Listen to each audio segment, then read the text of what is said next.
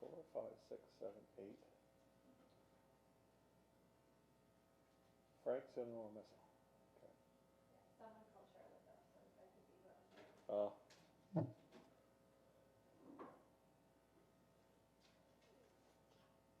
We got to get started in about 2 minutes here. So.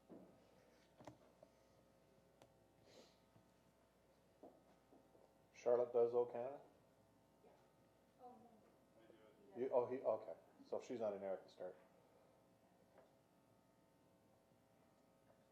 Last meeting we weren't able to hear O Canada. You guys couldn't hear it? We couldn't hear it. So last time there was a glitch, but WeStreams fixed it, but the public did hear it last time. It was just the Zoom people that didn't hear it, so. We're gonna do a video. Alex is gonna videotape Sheila Brown singing O Canada too, so we have options.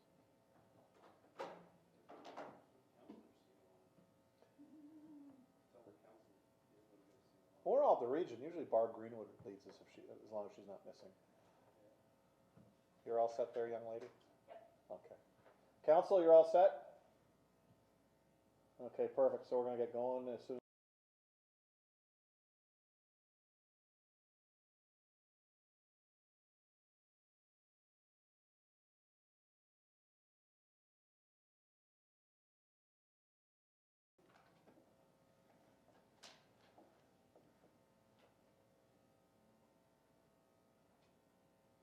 Okay, thank you. Good evening, everyone. Welcome, councillors and staff, to our regular meeting of council. I will call this meeting to order, and now we will call on WeStream to feed in our national anthem.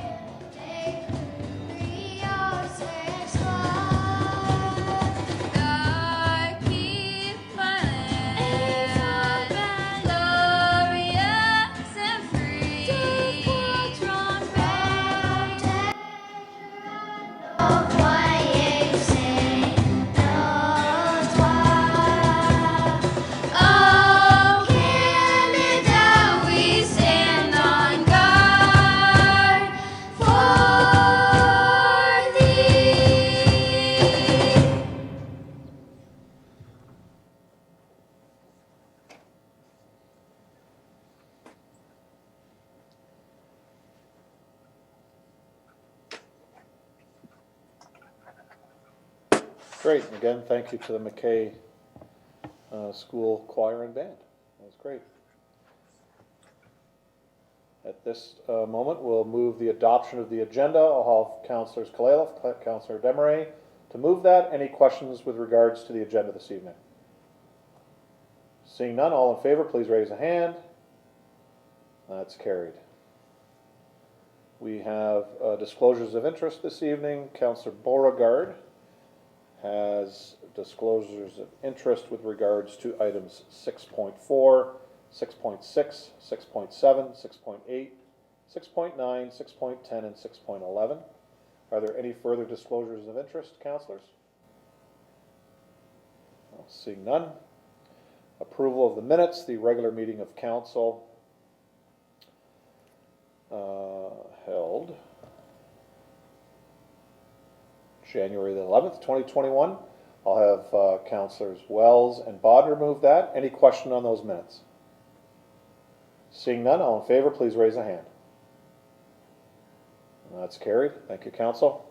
Staff reports. So far, I have items 6.1, 6.2, 6.4, 6.5, 6.11, and pulled out of that. Any other items to be pulled? Seeing none. Councillors, if I can have Councillors Kalaliff and Desmarais move 6.6 to 6.10 for the conflict. Any, since that hasn't been brought forward, all those in favor, please raise their hand. That's for Councillor Beauregard's conflict. Thank you, that's carried. Then I have item 6.4, yes.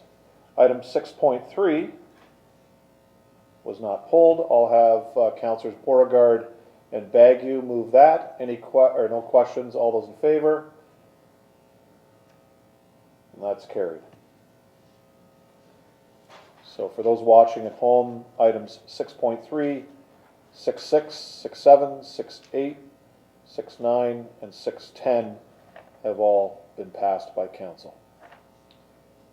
Any other items will be brought up under separate cover. Correspondence items, we have item 7.1. Councillor Beauregard did declare a conflict on this one also.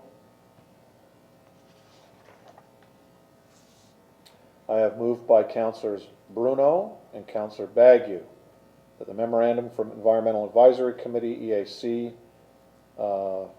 be received. Councillor Bruno?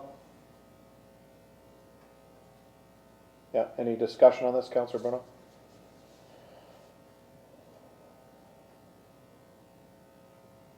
Sorry, no, Mr. Mayor. Okay. Any other further discussion? Seeing none, all in favor of receiving, please raise their hand. That's carried. There are no proclamations this evening. We have one presentation.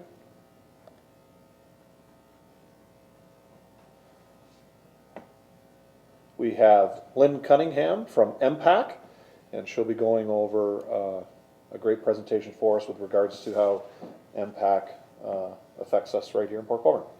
Lynn, welcome this evening.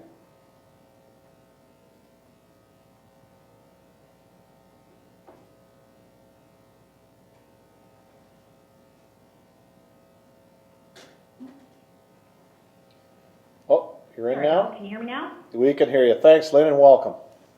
Oh, thank you. Thank you, and I appreciate the invitation.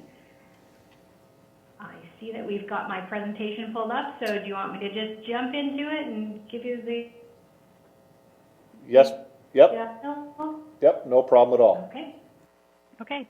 So thank you for inviting me to present today. My name is Lynn Cunningham, and I am the Account Manager of Municipal and Stakeholder Relations for the Niagara region, Haldimand and Norfolk for MPAC. So, next slide, please. The Municipal Property Assessment Corporation, also known as MPAC, assesses and classifies every property in Ontario, from single-family homes to commercial buildings, industrial factories, and farmland. Our Ontario property database is one of the most complex in the world and has data on over 5 million properties. And collectively, those 5 million properties are worth $3 trillion of current value assessment. Next slide.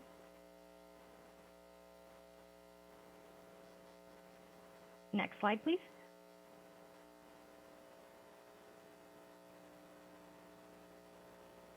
Sorry, you skipped back. If you could jump back one, and I'll talk about the property assessments we provide are the foundation of Ontario's property tax system, which generates nearly $30 billion annually.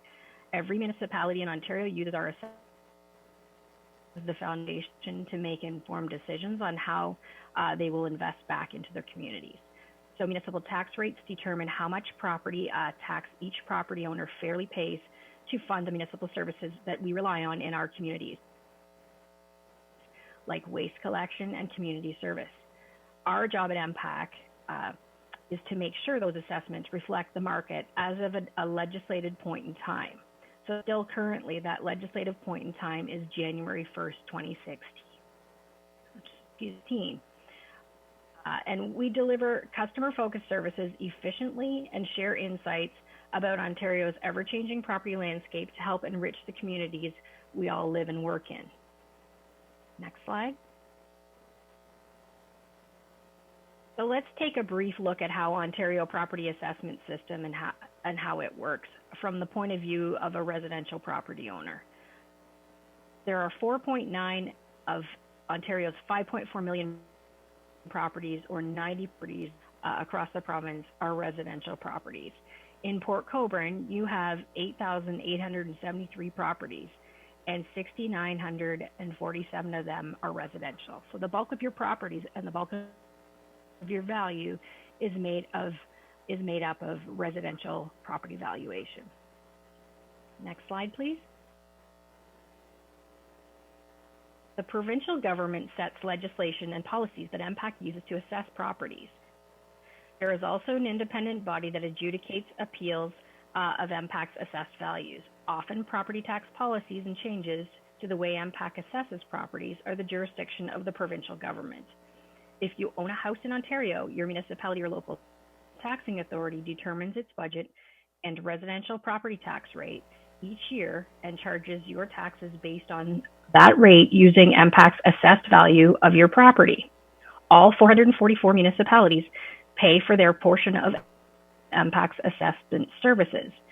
If you have a question or concern about property taxes, you would get in touch with your municipality. A question about your assessment, you get in touch with MPAC. MPAC determines your assessed value based on that legislative valuation date by the Ontario Minister of Finance. We live and work in the communities around Ontario, and our local knowledge helps us to deliver impartial property values that reflect what's happening in specific communities such as yours. And our assessment meets and exceeds international standards and best practices in property assessment. So if you have any questions, you get in touch with MPAC. Next slide.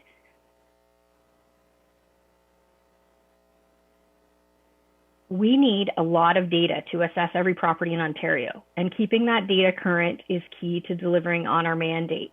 We work closely with municipalities and property owners to capture changes by reviewing property building permits and plans, conducting property inspections, and responding to inquiries from property owners who feel their assessed value is inaccurate, and making updates that we need to make. We do so often and regularly.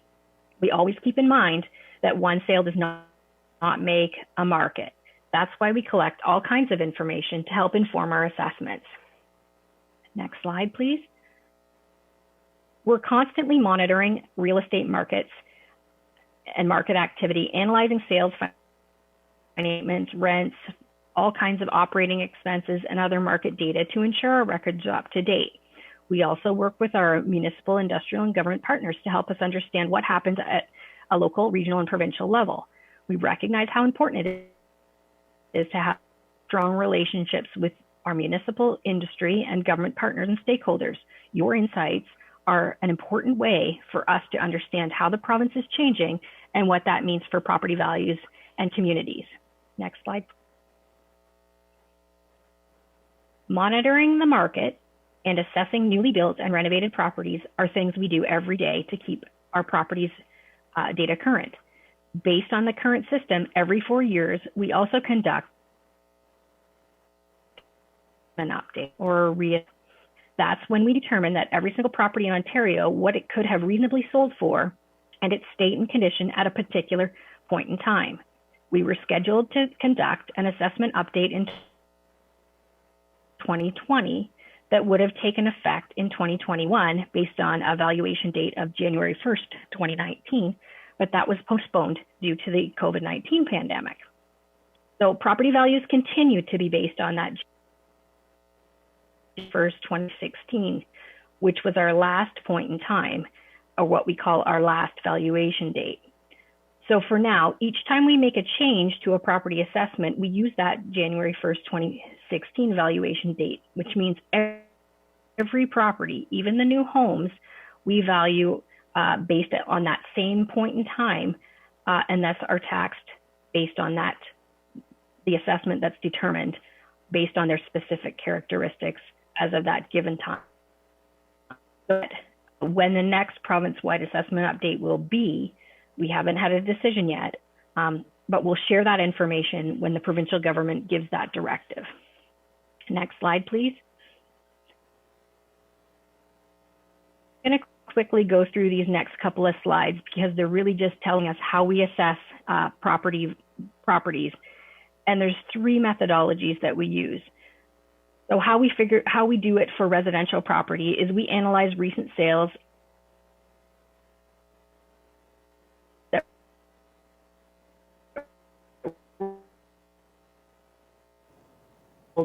for identical condos and vacant land. We're losing So you, with Lynn. this approach, like I said, we analyze sales of, sorry, can you hear me still? Yeah, you're cutting in and out on us. Analyze sales of comparable properties that were sold for a similar, sorry, can you hear me now? Yep. Mr. Mayor, I can hear her very well. Okay, so should I carry on then? Yep, no, keep going. Okay, so when we analyze sales of comparable properties that were sold for similar or identical use as a property to be valued.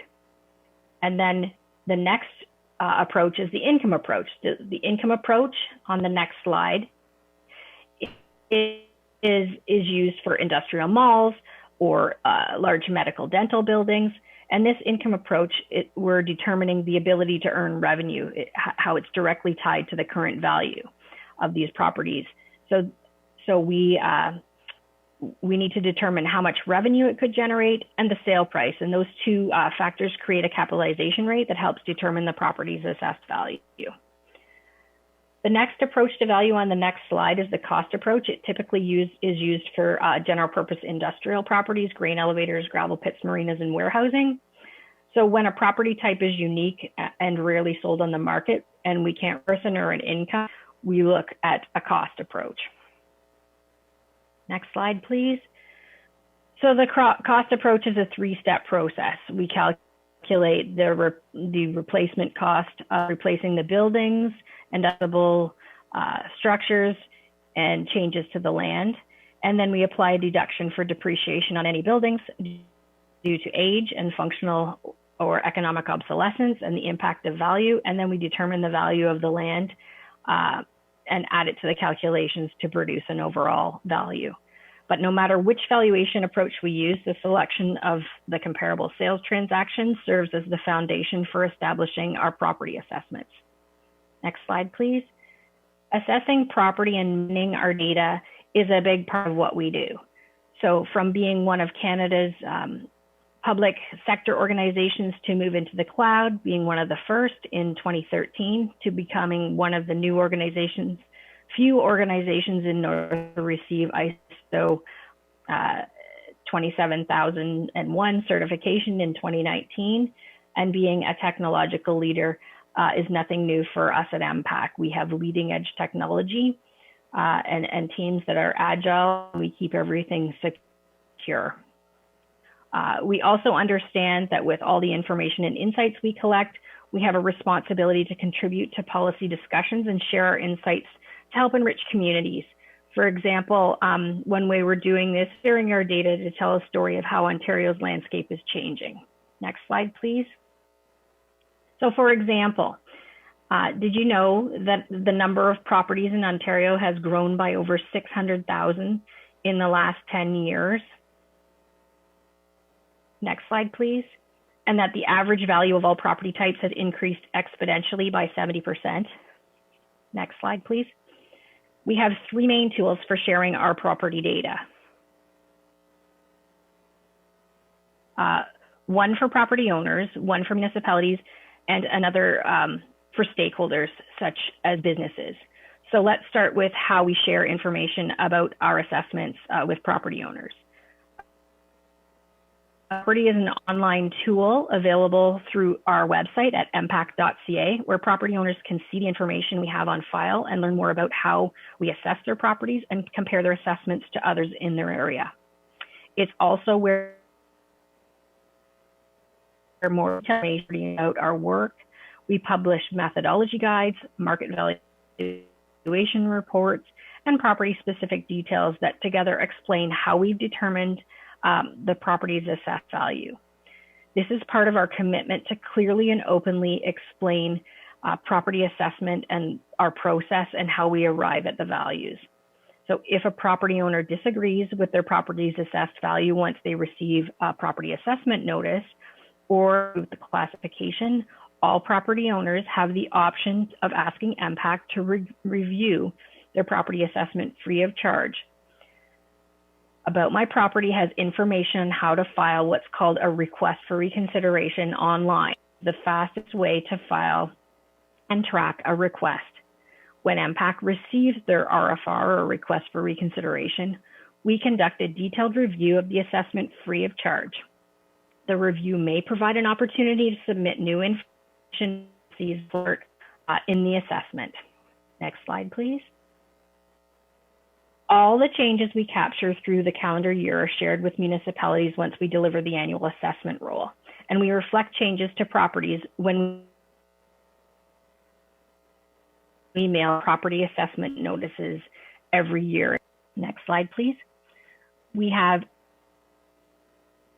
a detailed service level agreement that we've developed in collaboration with the Ontario municipalities. It sets out how we work collaboratively with municipalities to share information that helps MPAC accurately assess properties and provides municipalities with the tools and insights they need to manage the assessment.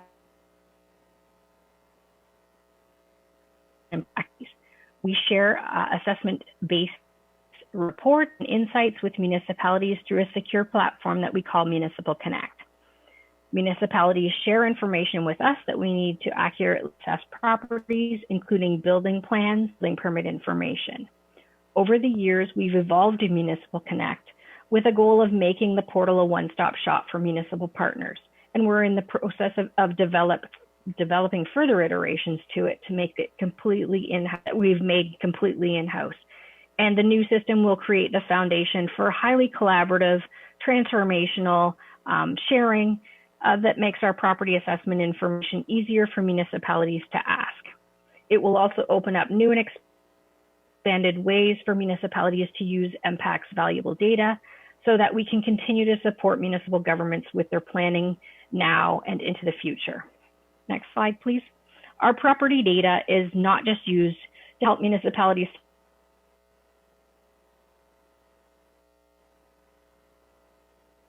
It's also used by insurance companies, real estate agents to inform key business.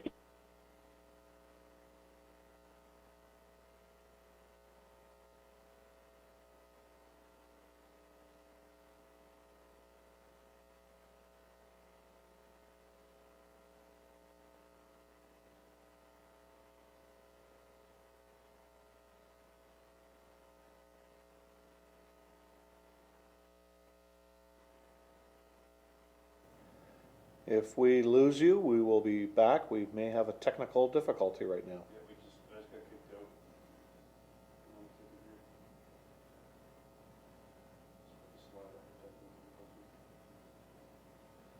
Can you still hear us, Eric? Give me the thumbs up. Connected with no internet, but I've got. No, because Eric did.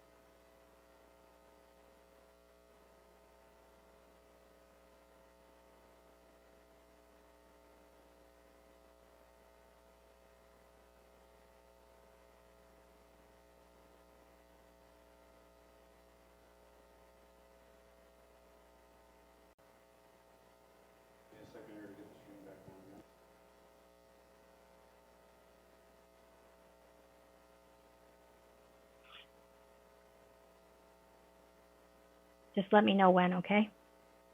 We will. Thanks.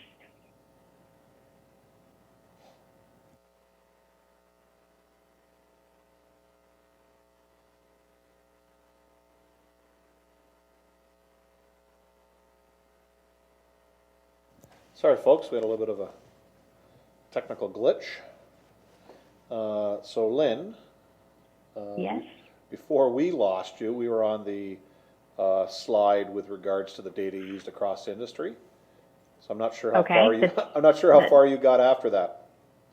I think I went to the next slide and talked about our core values. So if you want If you want to pick up from there, then we'll take it from there. Thank you. to just and I think we're back. Where are we? Yep, that one. Okay. So we know how important it is to continue to deliver cost-effective property assessments. You can hear me okay? Yep. Are we still good? Yep, we're still good. Okay. And we're committed to remaining customer focused. Okay. Thank you. By sharing what you need to know in an easy to understand way. These are the ways we value Ontario together. So next slide, if you can.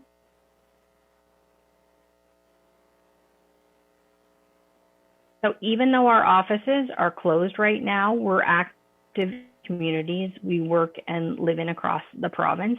We're continuing to work safely from home, and our municipal and stakeholder relations team are here to support you in your communities across Ontario. And I encourage you to read our municipal e-newsletters, our In Touch, and consider attending our monthly municipal webinars where you can learn more about our work and new initiatives. Next slide. You can also learn more about our work on mpact.ca and by following us on social media. And the last slide that I've added here is just a slide that demonstrates the new assessment that was added specifically to, so yeah, the last one, just one more, perfect. So the new assessment, this was as of November 9th, we added, just to show you, we added 24,876,300 in new CVA, primarily residential and farm from new construction in Port Colborne.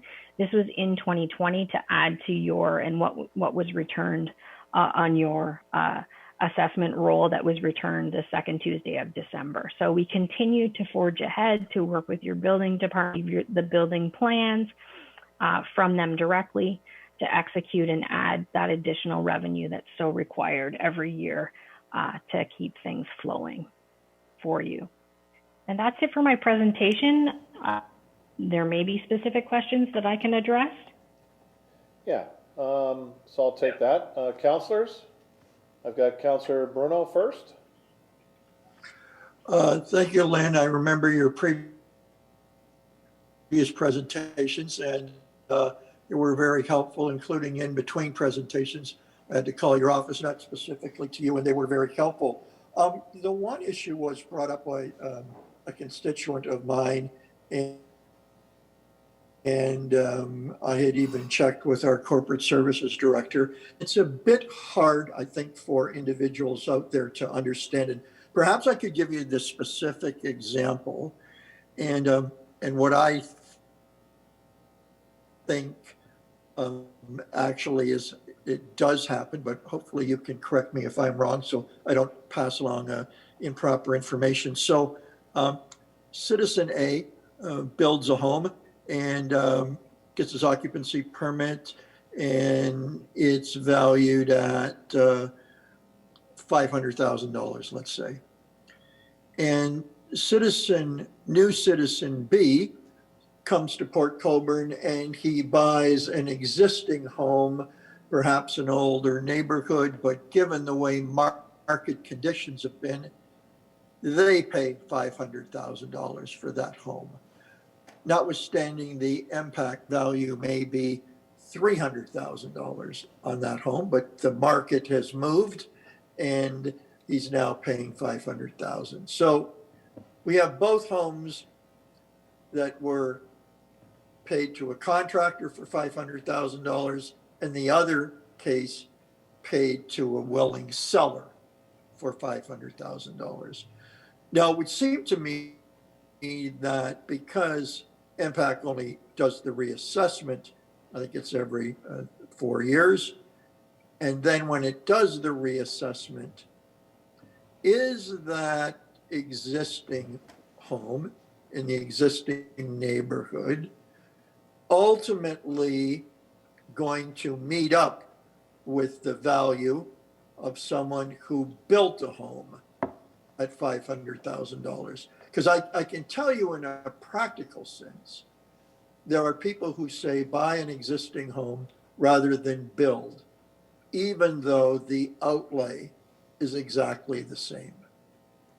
So I'm wondering if you could deal with that, Lynn.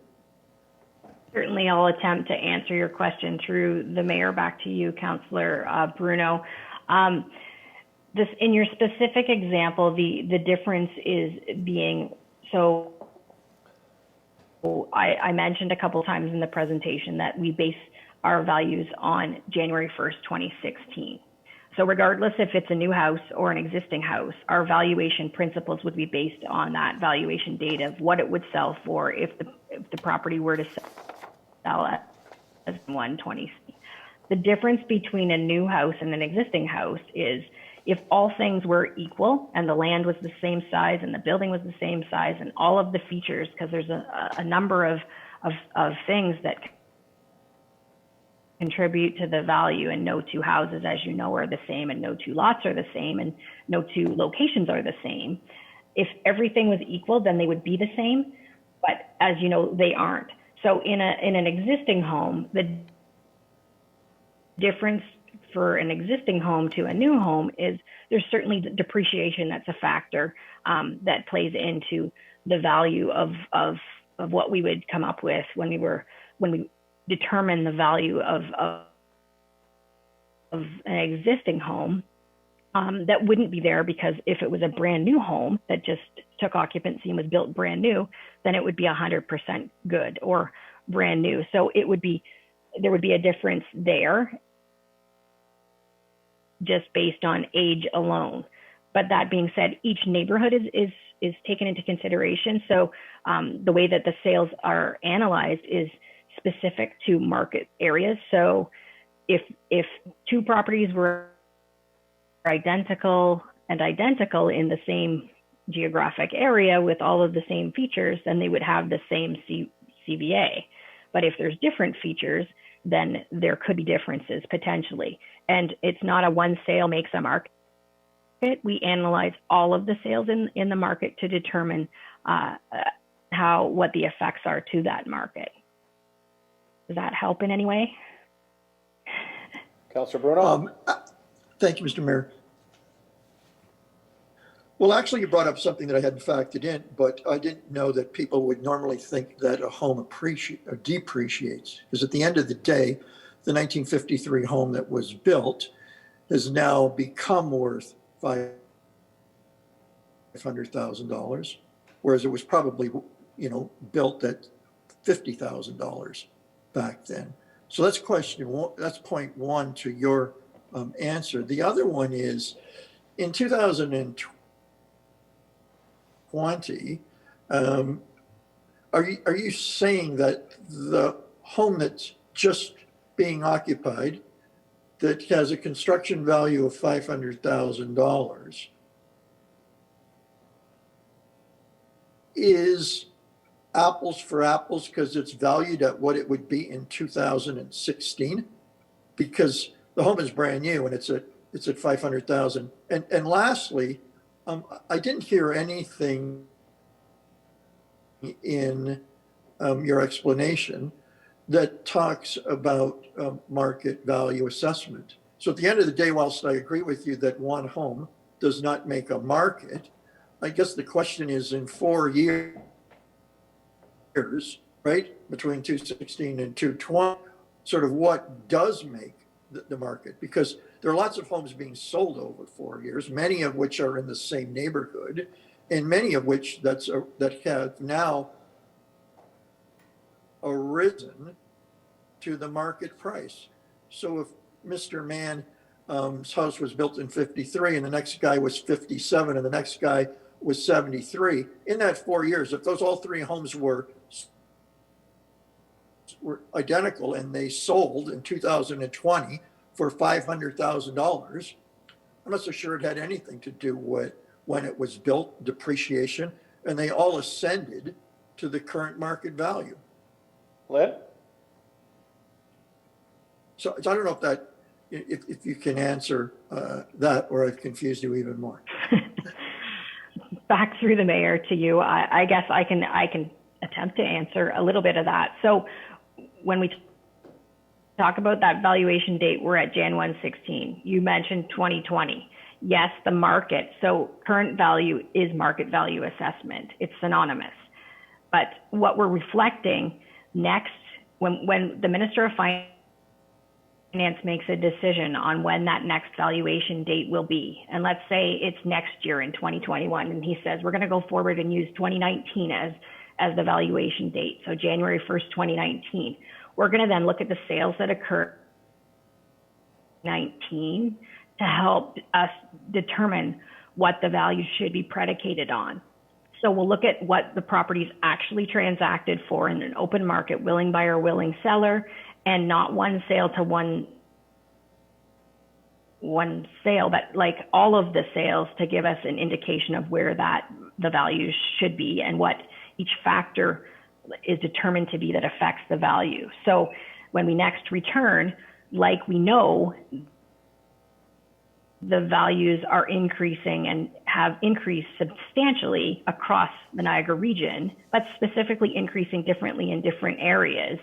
But within each geographic area, we'd be looking at the sales within those areas to get an indicate based on whatever the new valuation date is. So if it's if we return next year, based on a January 1st, 2019 CVA, we'd be looking at all of those sales.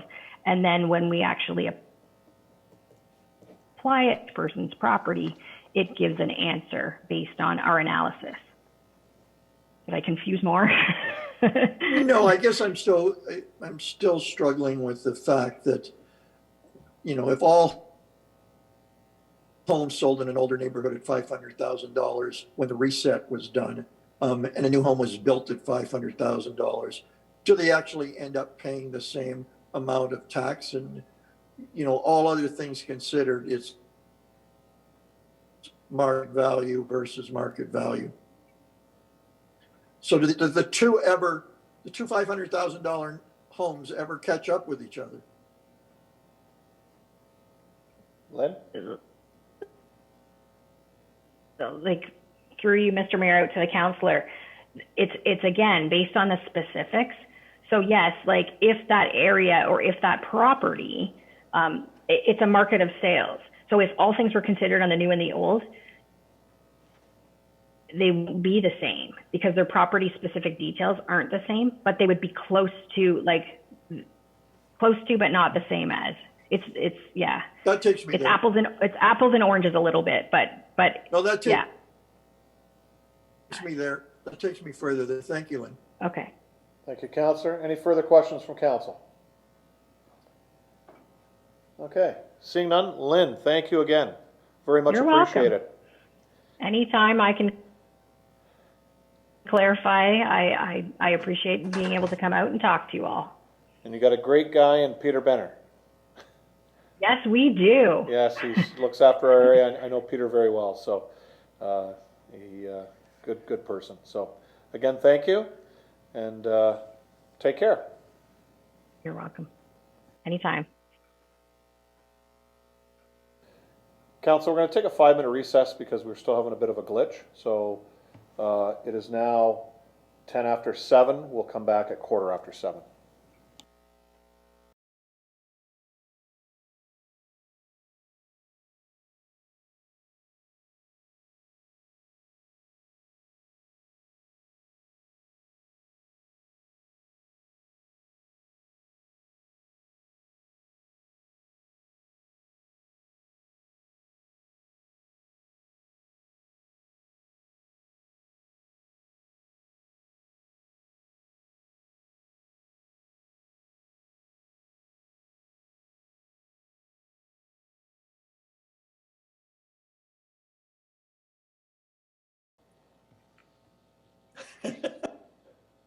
All right, okay, so we're set to go. Welcome back, everyone. We apologize, just had a bit of a glitch. We think we've gotten through it. So we're moving on to item number 10, delegations. 10.1 is Jaskaran Singh. Request to have the fire department fees waived for the water rescue from November of 2020. And Deputy Clerk will bring in Mr. Singh. Oh, there's Mr. Singh. You can hear me, Mr. Singh? Sorry? You can hear me? Yeah, I can hear you. Okay, because we can hear you fine too. Also online is Deputy Chief Scott Lawson to answer any questions from council. So Mr. Singh, if you want to give your presentation, just to remind you, you do have 10 minutes. If you want to start, go ahead. Okay. So actually it's about November month when I was in Port Colborne in North Poundland environment. Like there I have a shift. So we just completed 12 hours.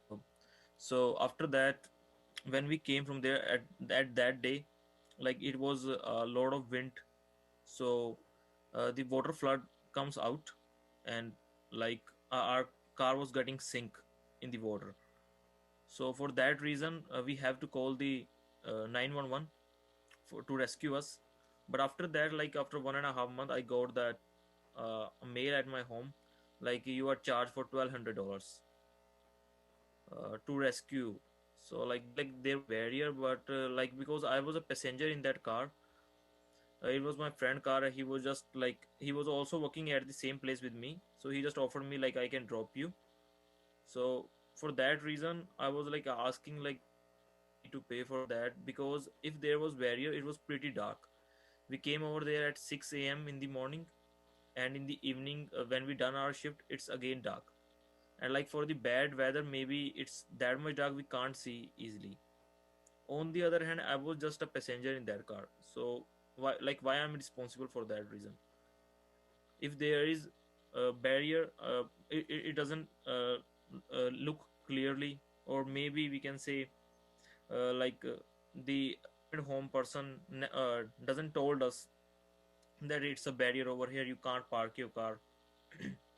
And either right away when we come out from parking, straight away the water comes out, and our car was just get so it's getting problems.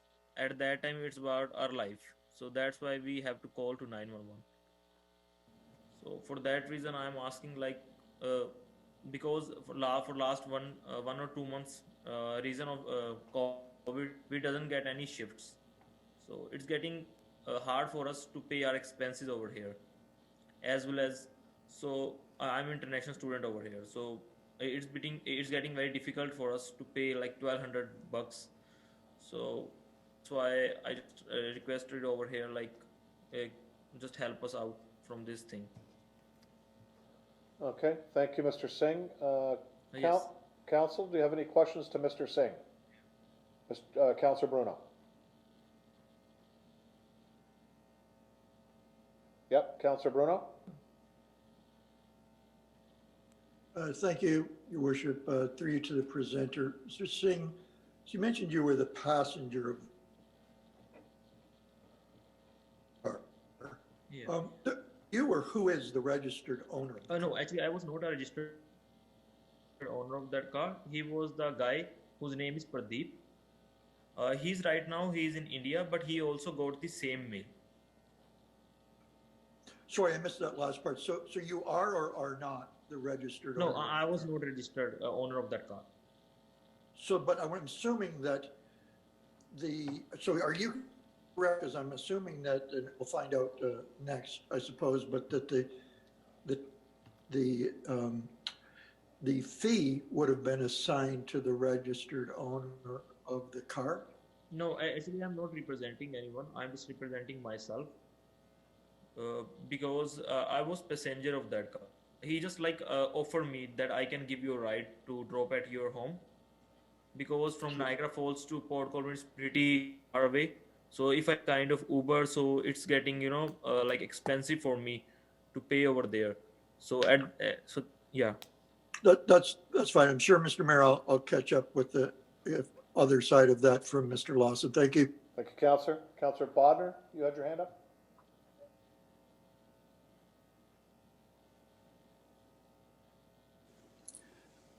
Thank you, Mr. Mayor. I think I'll wait because I'd like Gary, I think I will ask Scott a couple of questions. It might clear a few things up. Good. Thanks. Thank you, Counselor. Any further questions to Mr. Singh through the counselors? Okay, stay on the line, Mr. Singh. Questions to Deputy Chief Lawson? I'll go to Counselor Bruno, then Counselor Bodnar.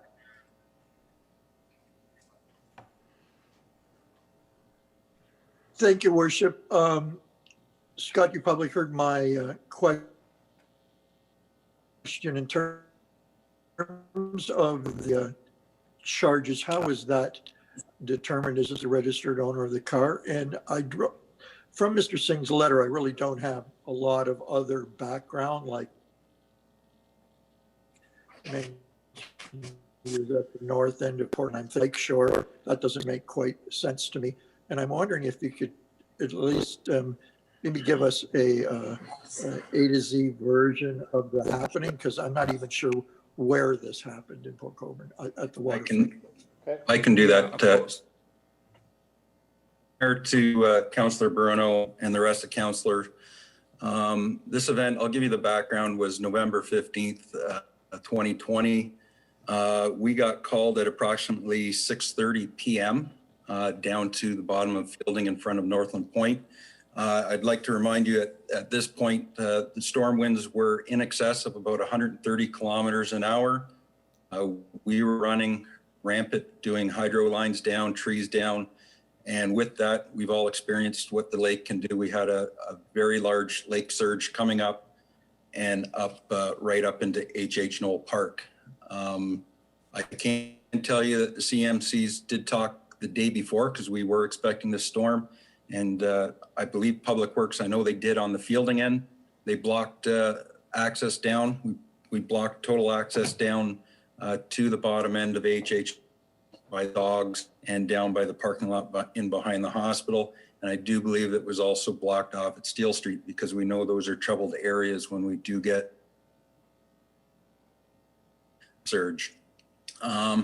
We were actually dispatched again at about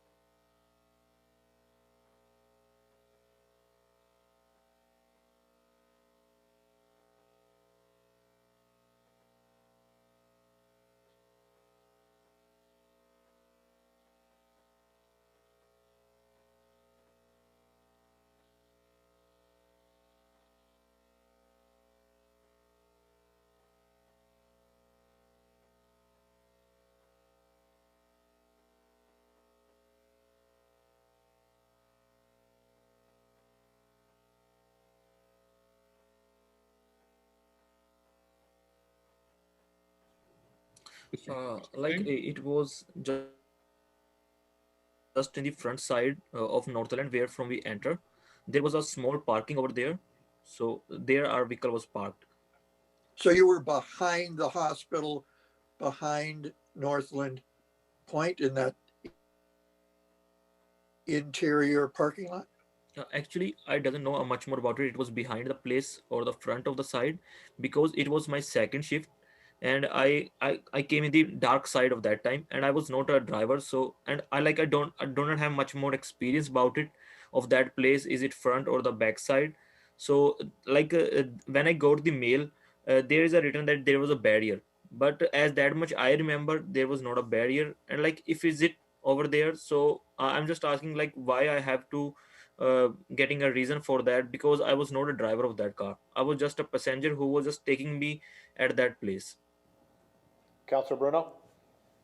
Thank you. That's all for now. Thank you, Mr. Mayor. Thank you. Councillor Bodnar, then Councillor Clayliff.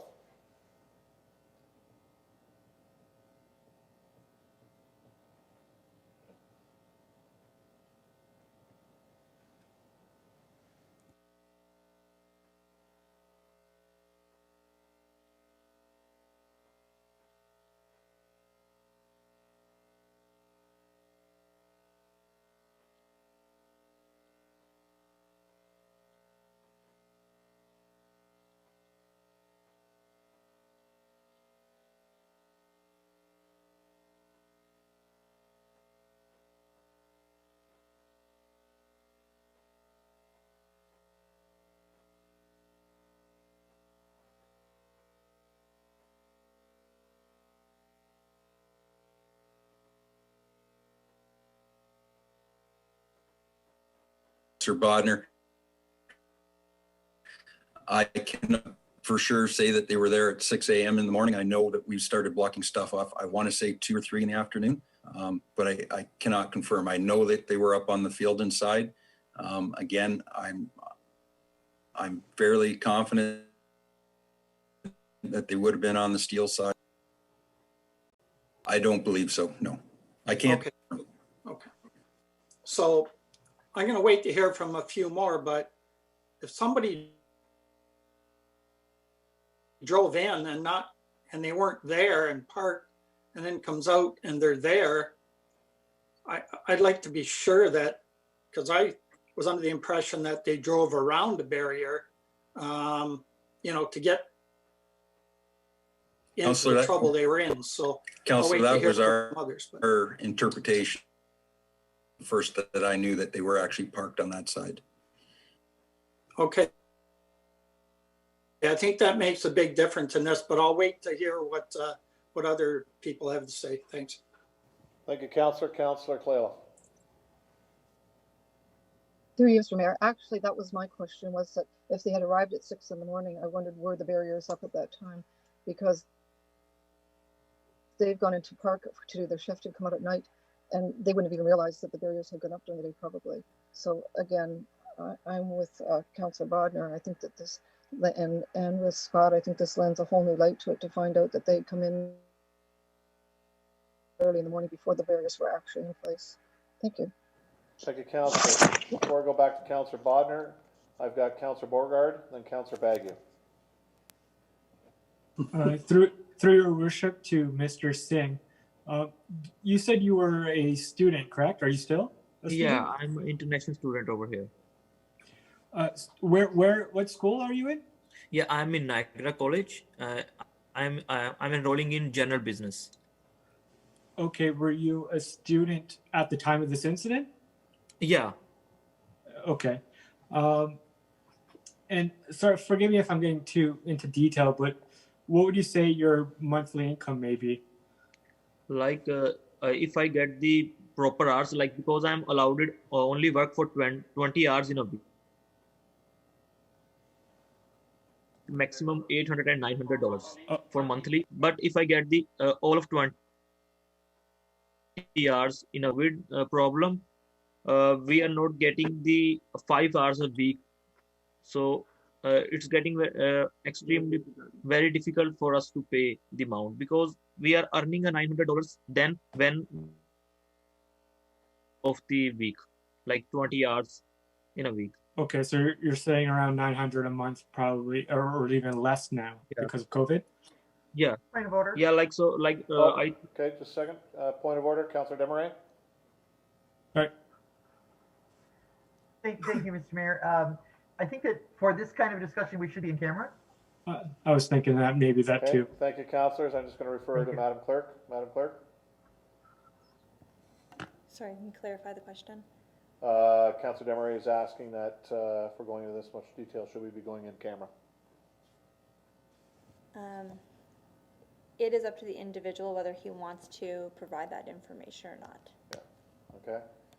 So, Mr. Singh, just to make it clear, if there's any questions that any counselor asks you, if you don't feel comfortable answering it, just please tell us. If that's okay? Yeah, of course, no worries. Okay, great, thank Yeah, you. like I have a question, one. Hello. Yes, go ahead. Yeah, so like I was asking, Mr. Scott, I think so, his name, a guy, Lawson, car owner is me. So like I was asking like why I should say that I am a owner of that car because I was just a passenger. If still we need any documentation, so we can ask to that guy. Like this car is not belong to me. I was just a passenger in that car. Still, I like because the driving license of mine was made in December of 15th G2. So why multiple reason behind it? But you are the legal registered owner of the car, correct? No, I was not a no. I'm saying like I'm not a owner of that car. Yeah, that's what I'm saying. So you are the owner, like that car is in your name, and you're a G2 driver? No, sir. He No, was just a passenger. I was just a passenger in that car. He had a ride from that guy. Like, So you're a passenger in the car.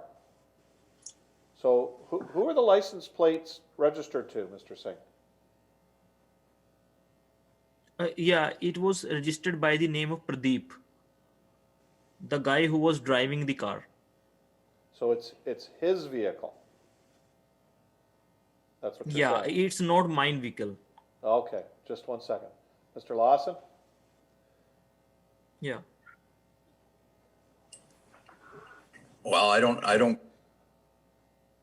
through you, Mr. Mayor, I can't confirm right now that I was fairly under the understanding that we billed the owner for that vehicle.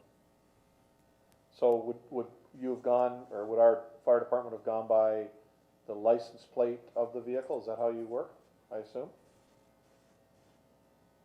Yeah, we would have asked for license and registration for a vehicle. Okay. Would we have taken copies of that? Photographs or? We wouldn't take a photograph, but we would just write that information on our reports for billing purposes. Okay, thank you, Mr. Lawson.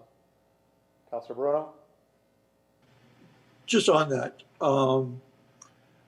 Mr. Singh, were you the owner of the car on November 15th? No, I am not the owner of that car. Okay, thank you. Thank you, Councilor. Councilor Beauregard, are you finished?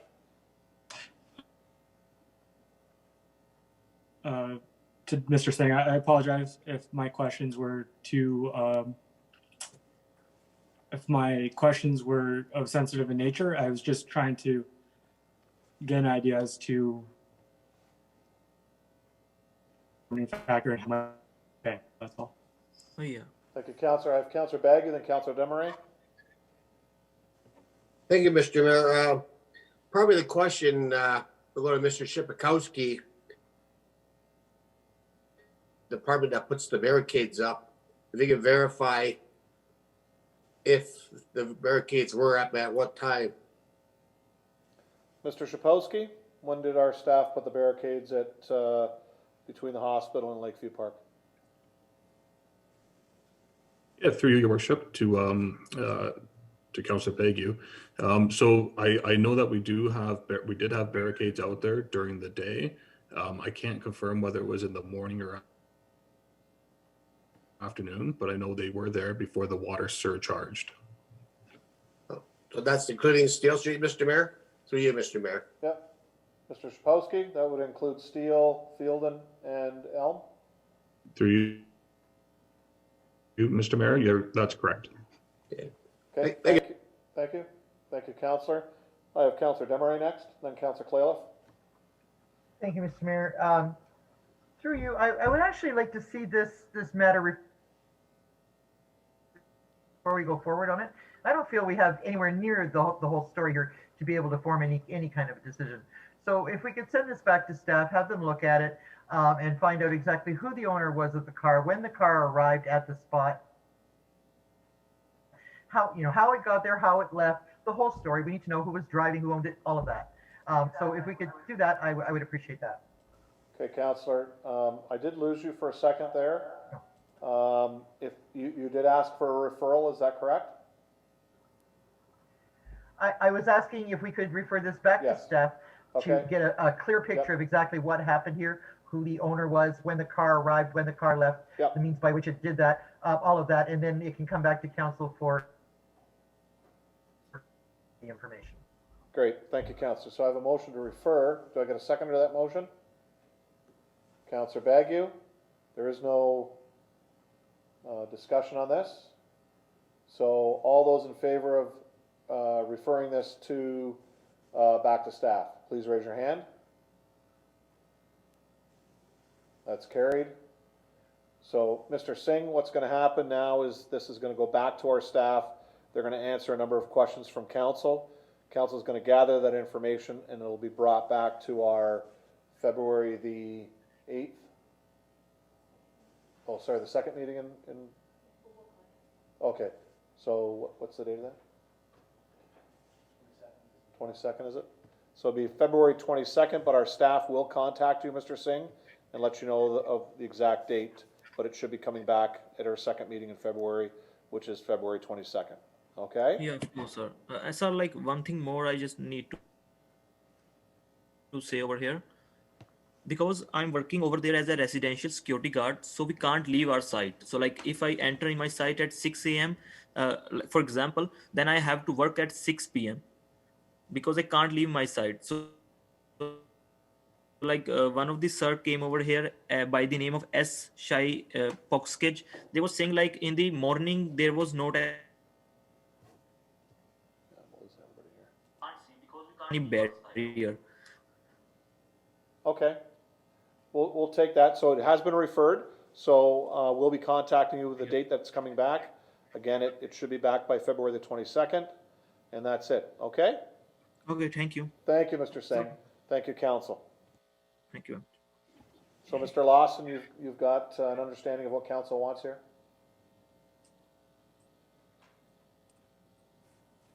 Yes, I do. Good, thank you.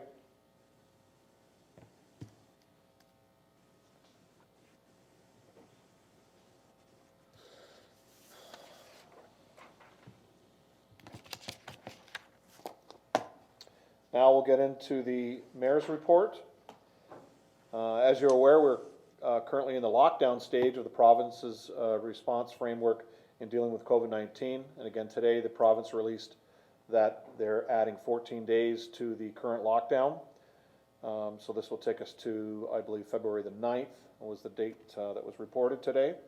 But the message continues to be very clear. We ask you this to please stay home unless it's for an essential trip or to go to work, things of that nature. We continue to emphasize the need for social distancing, hand washing and face coverings where social distancing can't be maintained or where required by the region's face covering bylaw. And we ask that you continue to support our local businesses, restaurants, retail stores throughout our city during these tough lockdown times. The fire department poster contest is coming up, and the fire department, which has launched this poster contest with respect to fire safety in the home. We'd like to play a short video from the fire chief talking about this contest. Clerks? Mr. Lawson, we don't have a video, or do you have the video? Mr. Mayor, I don't have it. Okay, we're just checking with our WeStream guy.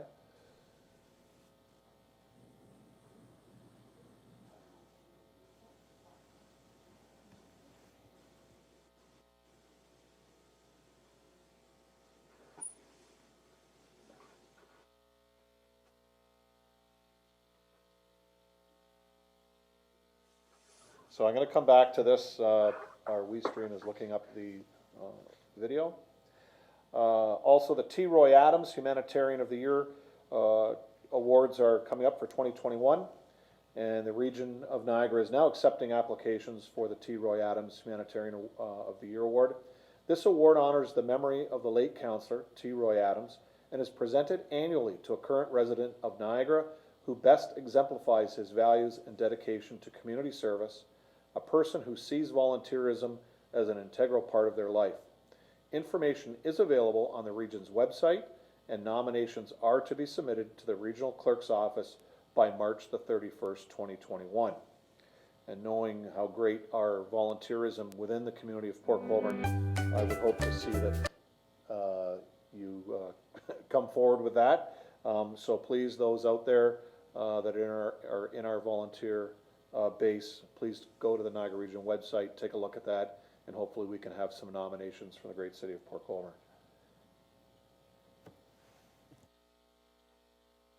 So we're now going back to our poster contest with our fire department, and we're just going to play a short video. Thank you.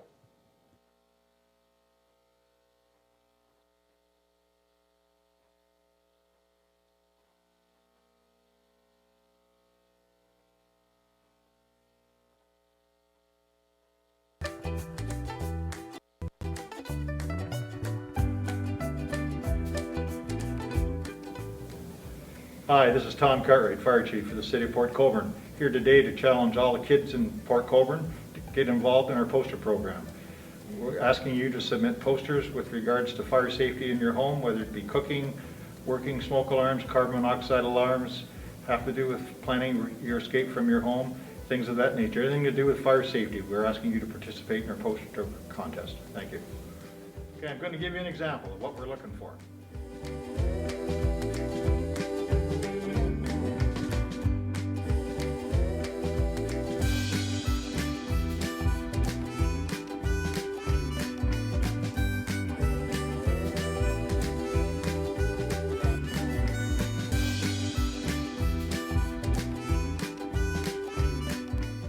Okay, take a look at what I've done.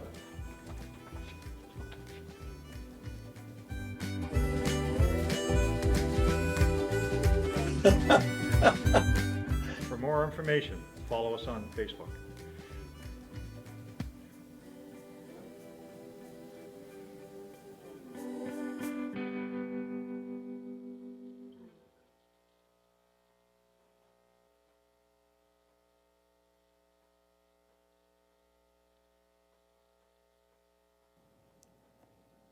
You all set? Good, thank you. So parents and grandparents, encourage the artists in your family to pull out their pencils and crayons and get coloring. We've all seen the great work that our young kids do with regards to the Mayor's Christmas card contest every year. And we are accepting submissions until Friday of this week.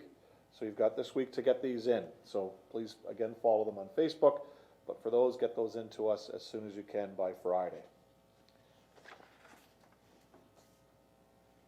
Thanks to the chief, pretty good artist. The City of Port Colborne's Community Grant Program is now accepting the first round of applications from nonprofit organizations until Monday, February the 1st of 2021. As approved at the November 23rd, 2020 Council meeting, the Community Grant Program will increase by 20% this year. And this year, the Grant Committee will distribute more than $35,000 to nonprofit organizations, charitable organizations, and service organizations that benefit the citizens of Port Colborne and enhance the quality of the community, especially during a pandemic. The annual grant program is one of many ways the city looks to give back to the community, and it's important that we continue to support local organizations that go above and beyond to help our residents. Council and staff are proud of these initiatives and are committed to seeing it expand, as evidenced in the 20% increase this past year. We ask you to visit the City of Port Colborne website for more information, or you can contact the Mayor and CAO's Executive Assistant, Nancy Giles, at extension 301. A couple pieces of information that came forward over the weekend. First is the Friends of Roselawn just released their I think it's quarterly or twice a year. Council, you can correct me if I'm wrong, but they put out a little news article. And one of the pages, which is has to do with some history and talks about fire and how the City of Port Colborne back in the 1880s didn't really have a fire truck, and they finally received a fire truck, and it was actually a pumper, and it started saving buildings that were burning to the ground, according to this article. However, that's not really why I brought this forward, because in this article, and I'm going to read from it, It's actually funny what they did back in 1892. In June 1892, construction began on the Erie Glass Works just east of East Street on a 1.5 acres of government land. If you had stood in front of the building and faced back across the canal, you would have been looking at a spot between Clarence and Charlotte Streets. So for those that don't know, East Street would now be the middle of the canal, which was expanded in the late 20s, early 30s, and opened in 1935. Port Colborne was chosen over many other locations because of an abundance of natural gas which had recently been made available commercially, and because of the village council's offer of free gas, a free lot, and 10 years exemption from taxation. Isn't that quite something for back in the 1800s? They were giving away land and free taxes and paying for your gas bill. Unbelievable. Anyway, I thought that was quite a tidbit of information that came forward. And now with regards to something quite a bit more serious, it's the Bell Let's Talk Day, which is this Thursday, January the 28th. Now more than ever, every action counts. On Bell Let's Talk Day, Bell will donate more towards mental health initiatives in Canada by contributing 5 cents for every applicable text, call, tweet, or TikTok video using hashtag Bell Let's Talk, social media video, view and use of your Facebook frame or Snapchat filter. I do bring this up because it is important every year, but specifically this year with COVID and the way our lockdowns are going across Canada, but particularly right now here in Niagara and Ontario, is that mental health issues we're seeing a larger increase for people, especially those that may be single people that live alone, don't have family around, but the Bell Let's Talk Day is very important to them. And we've all seen many of our local celebrities, and I mean those being from Canada, that are heavily involved in Bell Let's Talk with regards to our mental health. So please participate on January the 28th for that.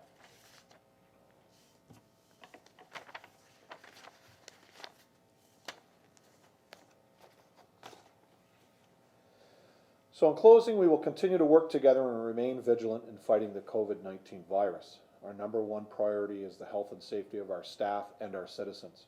So I ask everyone on behalf of Council, please stay safe and be kind. Members of Council, Councillor Butters isn't with us this evening. Are there any questions with regards to the Mayor's report or for Regional Business, Councillor Bruno? Thank you, Worship. I don't know if it's just at my end or other councillors can comment, but about every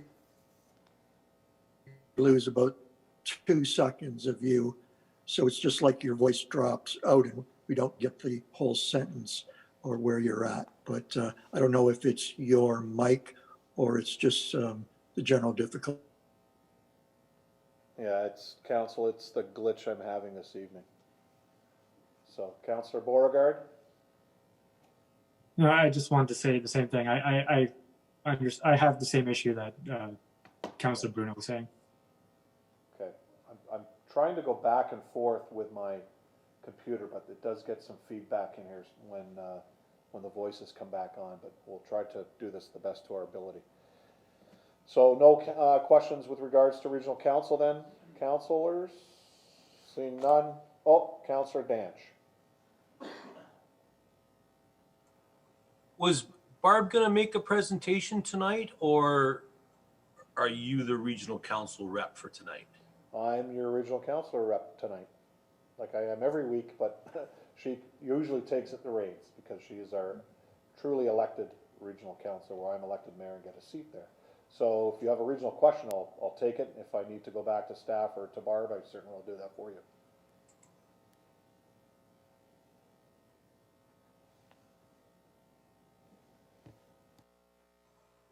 Okay, some garbage that was picked up by our city staff after I'd made a few phone calls to our own staff. They had contacted the region. The guys never showed up.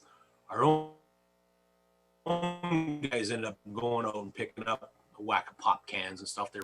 And I just kind of wonder, I thought, wow, I mean, it's supposed to be a regional road, and I know the call, and they never showed up like Tuesday or Wednesday. And Wednesday afternoon, our guys ended up picking up the stuff. And I just thought, you know, shared services, or I don't know, but I mean, kind of bad on the region, collect the tax and all that kind of stuff from all the people on the regional roads, and we can't get a little cleanup done. But I was just going to talk to Barb about that. But if you could echo that to her, I'd appreciate it. Yes, I'll go forward and speak to her. I'll also talk to staff and get the story on their end with regards to who they called at the region and who may have responded back to them, and to see why they didn't show up to clean this.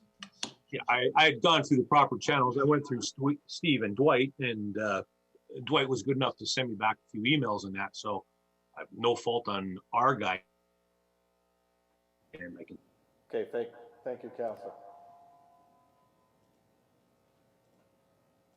I think I had Councillor Kalaleff with her hand up. Through you, Mr. Mayor. I'm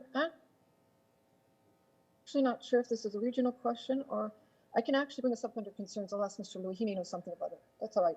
Okay, thank you. So no further questions with regards to regional issues? Seeing none.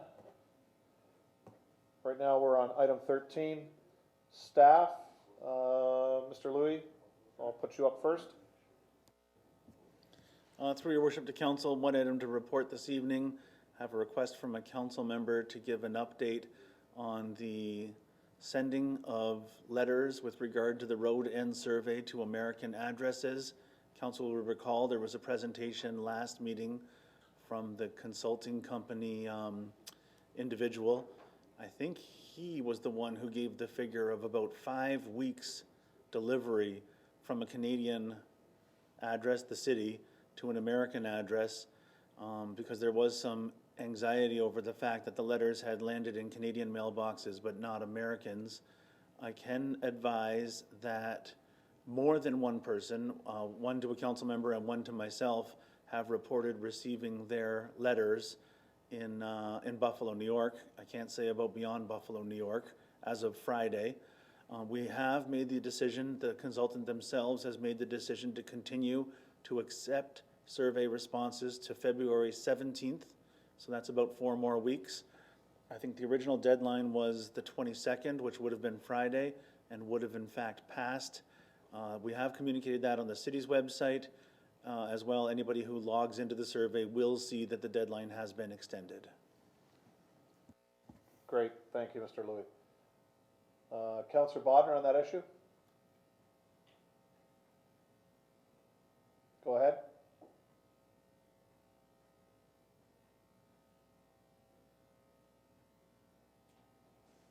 Were you talking to me, Mr. Mayor? Yes. Hello? Yes, can you hear me now?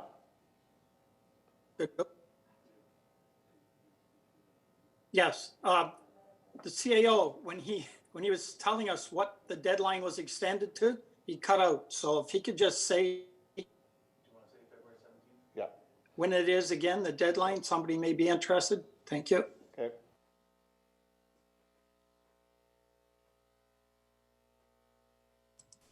So council, February the 17th. Okay, that's the cutoff date, and it's on our website and it's on the survey site. We're going to take another 5-minute break, council. I apologize, but we are having real difficulties here. Thank you.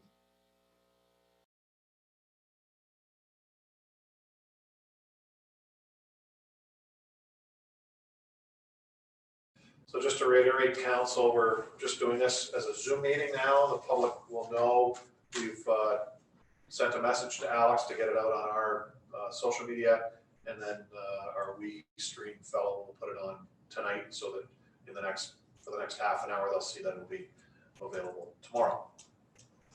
So Frank, I did get the gist of your question with regards to garbage on Main Street. We called the region didn't come, we did it ourselves. I'll speak to staff, and then we'll find out who at the region, and I'll bring that up with Barb and I. And like, I don't always attach, like all the city councilors and Scott and Louis with my emails and stuff like that. And I think sometimes people appreciate that, because I mean, You guys don't need to know about garbage on Main Street. Whatever. Anyways, Dwight looked after it fine. I mean, the region dropped the ball, and I've dealt with this Jennifer before with like couches and stuff like that at some residents, and she's always been awesome. And maybe I should have just went to Jennifer right off the bat. I just thought it was a simple pickup. So Yeah, okay. just so you know. Yep, no problem. Okay, so we're at staff remarks. I have no more remarks from within the council chambers. I'm gonna go through staff. Scott Lawson, do you have anything for council tonight? Mr. Mayor, no, I don't. Chris, do you have anything for staff tonight? You or Steve? Or for council, I mean. Mr. Mayor, not at this time. Okay. Mr. Aquilina? Yes, Mr. Mayor, if I could, and good evening to you and all of council. I just wanted to provide an update on the city's initiated applications for official plan and zoning bylaw changes dealing with mineral aggregate policy and groundwater protection of the highly vulnerable aquifer. And that is that I've been talking to regional staff, and they made me aware that they do intend to bring a report to the region's Planning and Economic Development Committee on February the 17th. And that's in regards to a late motion made by Regional Councilor Butters dealing with said aquifer and the protection of that. What I also did is I made them aware of Councilor Wells's October 26th resolution, again on the aquifer's protection. And they informed me that they are intending to write a report on February 17th to Regional Planning and Economic Development. I am almost nearing the completion of my recommendation report, but I just want to inform council that I want to actually see that report in my hands, and I want to use that report in preparation of my recommendation report. I intend to have it either on February 26th to council or be the first meeting in March.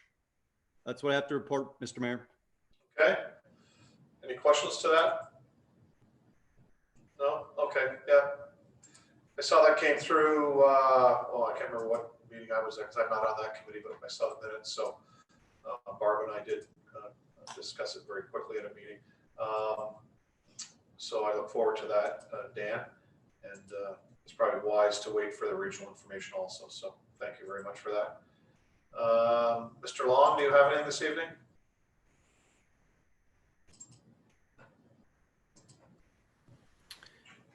Good evening, Mr. Mayor. Good evening, Council. Nothing this evening unless there was a question on one of my reports. Yeah, that'll come up when we bring those forward. So perfect. And Mr. Bowles, do you have anything? Nothing currently. Okay, great. Thank you. Okay. On to Councilor's remarks. I'm just going to follow across to Councilor Baggio. Anything tonight? Originally I had 0 at 2 o'clock in the afternoon, Mr. Mayor, but now I got 3. So that's fine. I do apologize for not sending them in. The first one regarding our to Mr. Louis, our CAO, regarding our bylaw building or building inspector appointments tonight, and I just wanted to know for the residents what direction the city is going at as of this time. That's all, Mr. Mayor. Okay, Mr. Louis. Sure. Through your worship to Councilor Baggio, you will see before you that we have 4 appointments for building inspectors. So Port Colborne still has an arrangement. So I guess I should go back. As of November, the city's CBO position has been vacant. We need to have a CBO though. It's essential. It's required under the building code. And it's the person who issues permits on behalf of the city and one of the people who does inspections under permits. We are recruiting that position. The job, in fact, was posted on Friday, and we're going through that process. In the meantime, we have had an arrangement with the Township of Wainfleet. We appointed their chief building official to be our chief building official at the second meeting in November. The bylaw that's before council tonight is to appoint 2 other inspectors from the town of Pelham to help fill in gaps. 1 inspector from a private company that is sort of an agency, a building code enforcement agency that's going to help us. And the 4th one is a retiree who is qualified to do building inspections as well. That person's retired from another municipality. So the plan isn't to have 5 people working at once. The reason for the 5 appointments is one is the chief building official. The other 4 are there to fill in gaps when that person's working at his main job in Waynfleet, or if there's a backlog or 2 things taking place at the same time and we need double coverage for that reason. So it's really just filling in gaps. A normal recruitment takes 8 to 12 weeks, I would suggest, from the time a job is posted. You know, going through the resume, well, enough time for the resumes to come in, going through the resumes, interviews, making an offer to one individual. Typically that individual is employed elsewhere and has to give that employer notice that they're leaving to come to join our municipality. I estimate that hopefully that process, we are going as fast as we can. We hope that process will end in March. Until then, we want to give uninterrupted service to the community. I have advised council in the past, building official is a very competitive position to post. They're in high demand all over Ontario, but we think we have the right job description, the right compensation level, and the right community to attract a good candidate. Councillor? Thank you very much, Mr. Louis. I appreciate it. And it's great to see we're advancing towards that, our goal. Mr. Mayor, my second concern is one of the reports here concerning our insurance company. It states for the staff report that we've had 146 liability claims for the past 5 years. That's a big concern for me. I don't know, is it sidewalks? Is it roads? Is it railings? What I'm proposing is that staff would prepare some sort of report to council regarding these claims and how we can improve to get the numbers down. Now, you don't have to go back 5 years, Mr. Mayor. Maybe 3 years is appropriate as this council. I don't know. I'll leave that out to the other councilors, but I think we have to be sort of know what's going on. I had no idea we've had all these liability claims, and I've had one problem, but that's a different story. But I don't know. What do you think, Mr. Mayor? Can we get a staff report regarding liability claims in the last 3 years? Yeah, why don't we take that as direction to staff, and we'll have Mr. Bowles bring that back when he gets that. That's all right. I appreciate it. All right, Madam Clerk? Okay, thank you, Madam Clerk. Councillor Wells, do you have a question with regards to that? No, your Mayor. I was just going to suggest that we wait until this comes up as a item for discussion. Well, there is an item tonight, but it has nothing to do with that. It's just for the renewal. This is where that question should come up, is under councillors' items, because it doesn't have anything to do with the renewal. No, I know it doesn't have anything to do with the regional, but there is 6.2 is general insurance. No, that's just, no, the renewal. That's our policy renewal. So the debate on that is with regards to renewing the policy, not how the policy operates. Councillor Begg is correct to bring it up at this time. Very good. Okay. Thank you. Thank you, Mr. Mayor. I saw that the city clerk nod her head, so I know we're good for this. My last concern is I was just thought of it sitting here. I noticed out in the clay pits, the kids are starting to skate on the ice, and I know ice is starting to form. It's getting colder out, and pretty soon the ice fishermen are going to be out in our marina area and down Pleasant Beach Road and other places. With the pandemic, I think a lot of kids want to skate, and they got to make sure the parents and guardians got to make sure the ice is safe and monitor everybody accordingly, Mr. Mayor. That's all I have to point out about that. Good. Thank you, Councillor. And that's all, Mr. Mayor. Thank you. Good. Thank you. Councillor Bodner, you're next.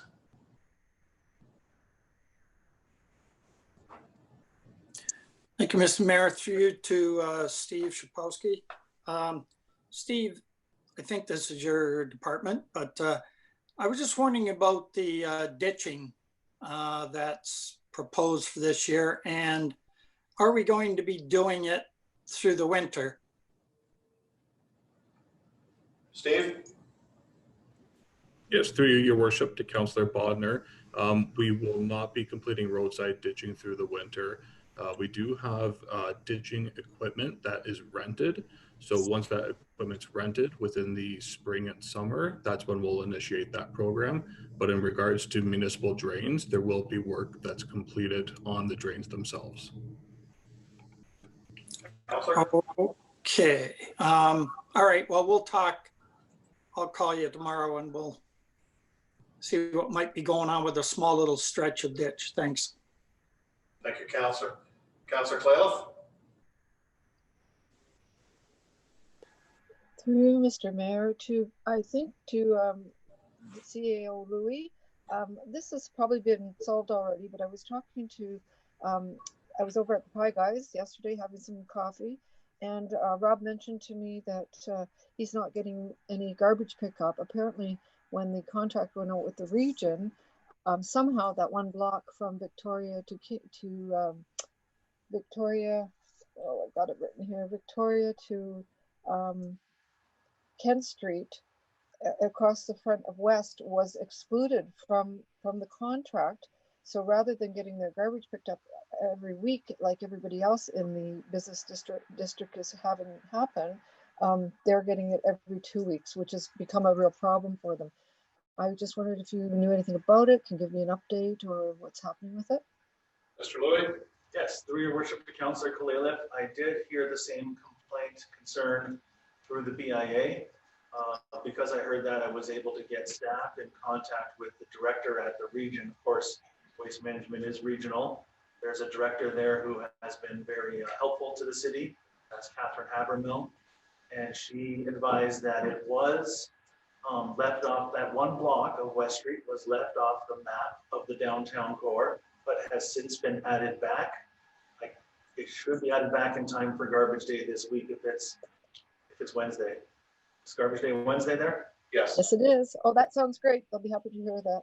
I figured you'd taken care of it. Thank you. Thank you. Thank you, Councillor. Just to remind Council, those are perfect examples of things that should get to our frontline staff for citywide, so that our staff can get a hold of the region ASAP, so that we don't have that issue going over weeks. So please call into our frontline customer service to make sure that they get that, and they'll get it to the proper staff member to get a hold of the region if it's a region issue. But I do. And Mr. Mayor, just so you know, the only reason I'm asking about it is because apparently they told me that they had put it in, it had gone through, they hadn't heard anything back, and they just wondered if there was anything new on it. Otherwise, I wouldn't have brought it up. Thank you very much. Yeah, no, it's fine. I just, as soon as we hear about it, I really stress to use the citywide, please. And I've been encouraging people to call in with service requests and put things in too, and people seem to be doing it. I'm getting good response back that they're pleased with the system. Good, thank you, Councillor. Councillor Bruno. Thank you, Worship. You'll recall last council meeting when I spoke up about the customer service performance and the level of satisfaction I had. And in the interim, and I mentioned that if I thought it might be falling off or there was a concern, I would bring it forward. So through you to either Madam Clerk or Mr. Bowles, I understand now that the supervisor at customer service is no longer with us, and I'm wondering if you can give me assurance or update me on the plan going forward with his departure. Mr. Bowles? Through the mayor to council, the city has been lucky to pick up an individual, Jonathan Wright, that joined the city today on a contract basis. He has significant experience the last 20 years in the customer service field to act as our supervisor. So we don't miss a beat in continuing going forward with the customer service plan.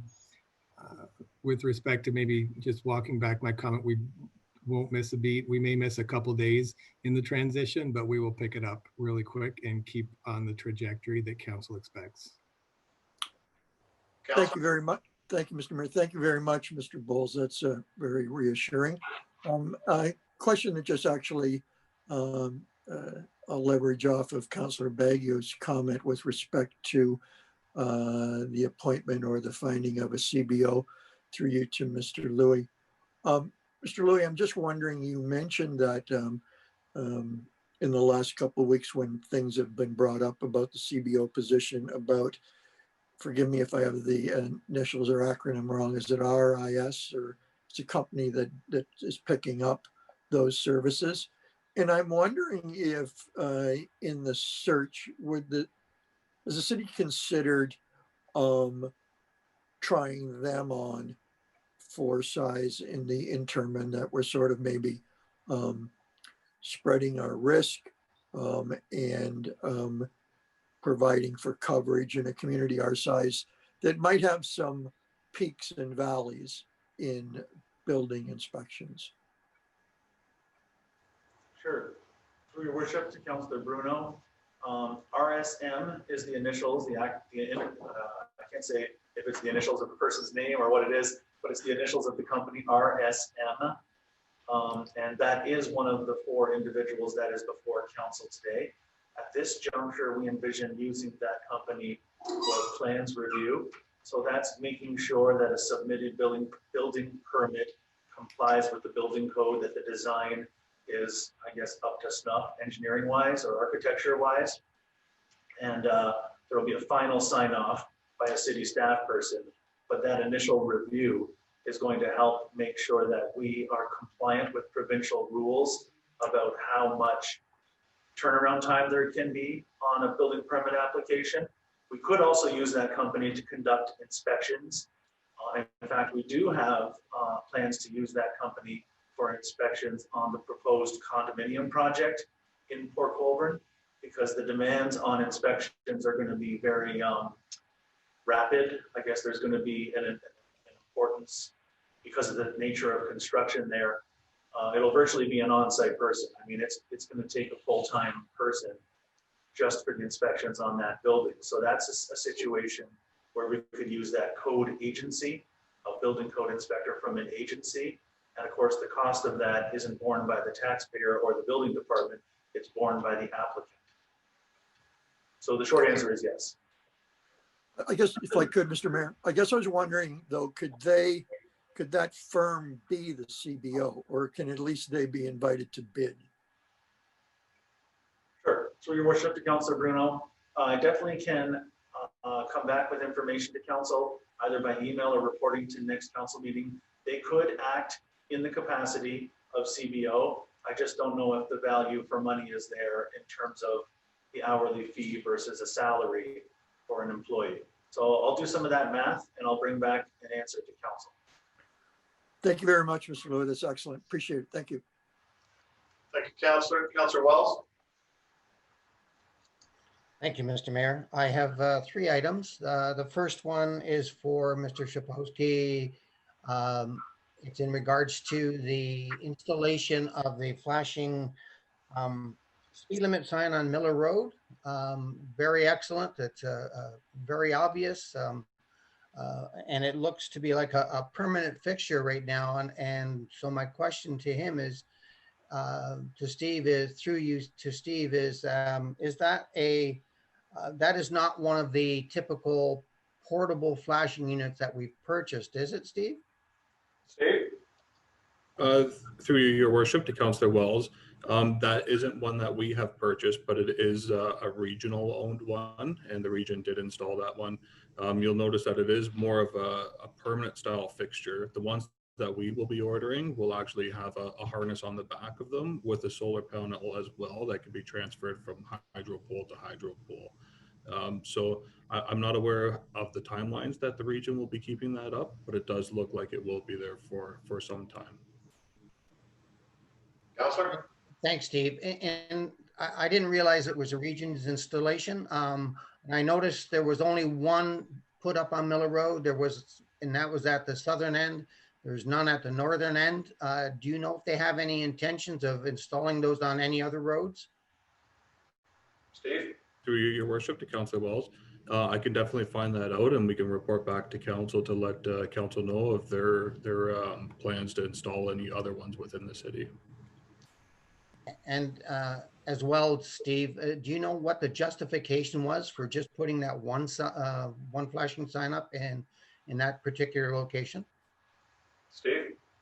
Yeah, through your worship, I don't know the exact reasoning for it, but I would assume that coming off of a highway, it is a clear open road, and there probably was some speeding happening in that area. So I would only assume that that would be the issue, but I can definitely inquire when I do call the region about other locations that they may be planning. So I can definitely follow up on that one. Thanks, Steve. I would suggest we identify why the region put that one there, because I'm sure we're going to get a number of other residents calling and asking for one on their roads as well.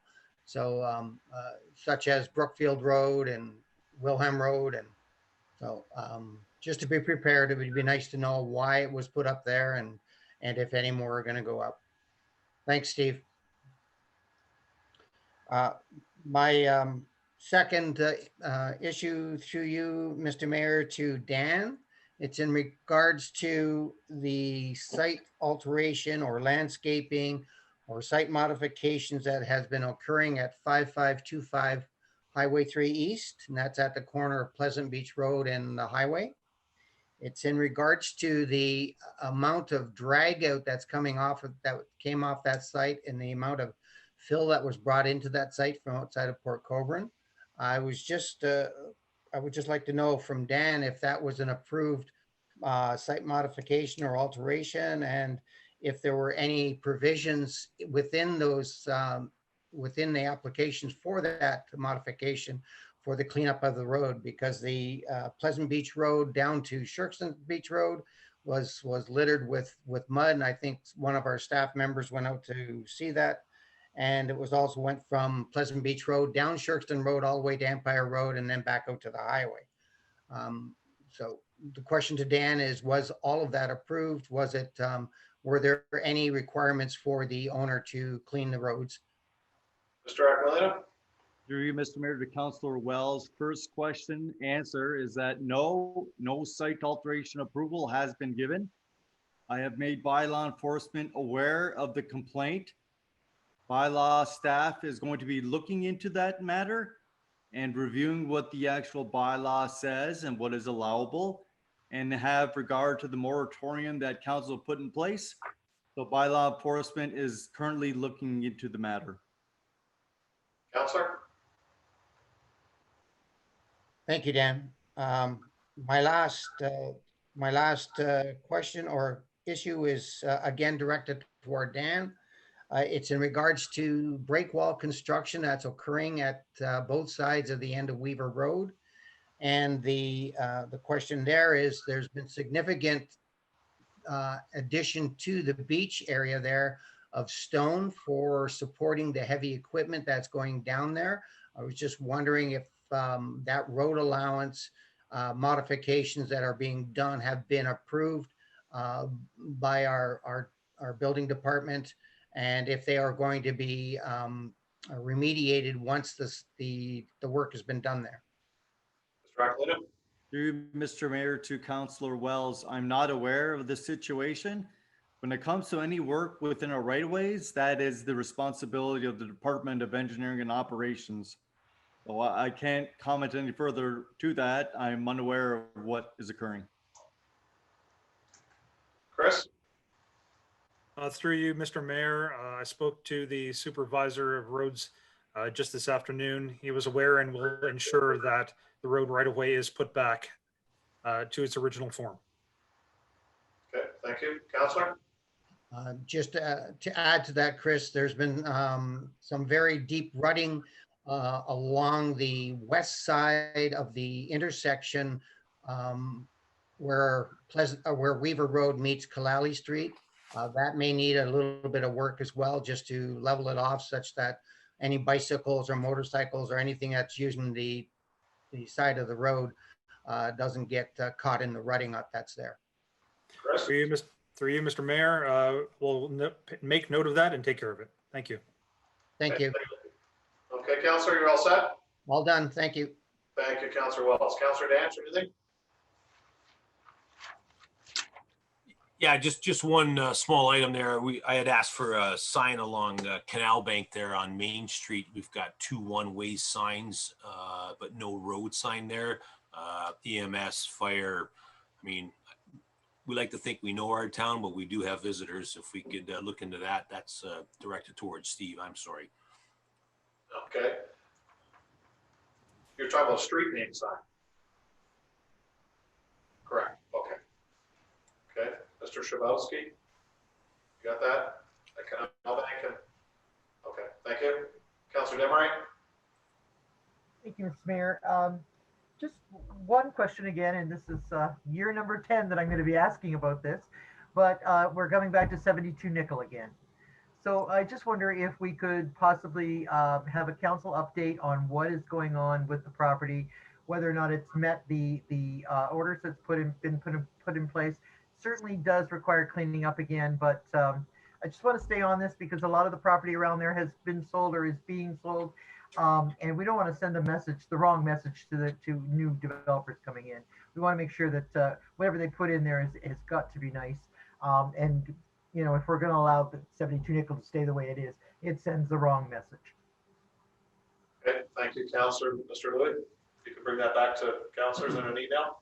Is that fine? Through you to Councilor Demery, I will. I do have some recent information with the subject of some emails between staff last week. It's not the kind of information I have right here or could give out over the air. So I would like the chance to go back and talk to staff and get that information to council. Okay, great. Thank you, Mr. Louis. Okay, Councilor Demery? That's perfect. Thank you. Okay, you're all set? Yep, that's it. Thank you. Councilor Beauregard? Through your worship to maybe CAO Louis or Director Bowles. The Premier just announced a $200 million investment for the 2021 Ontario Community Infrastructure Fund. And it's to provide funding to municipalities with populations under 100,000. And I'm just wondering, is the city of Port Colborne going to have to apply to this type of fund, or will we get that automatically? And to whether that can be used towards maybe water, wastewater infrastructure. Mr. Bowles?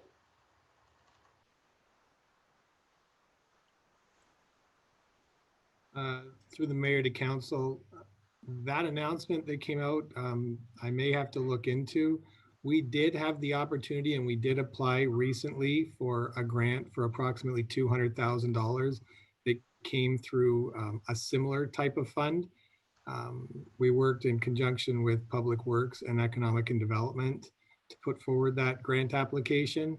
It was with respect to one of the projects we had in the capital budget. So we were trying to basically fund a project that we were looking at previously funding.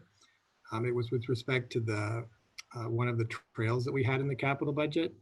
I'll do a little bit more research and come back to council with respect to the one that you brought forward and see if we may be able to apply for that one as well. Councilor? Thanks, Director Bowles. Yeah, and the second part of my question was just whether that money can maybe go towards water, wastewater, if council chooses, or if staff would recommend it. That's all. Yeah, with regards to those councilor, there could be stipulations depending on what avenue it can go to. So I'm sure Mr. Bowles will bring that back. Did you say was that announced today? Correct. The Premier announced it today at the Roma conference. Okay, that's why I haven't received it for the minister's office yet.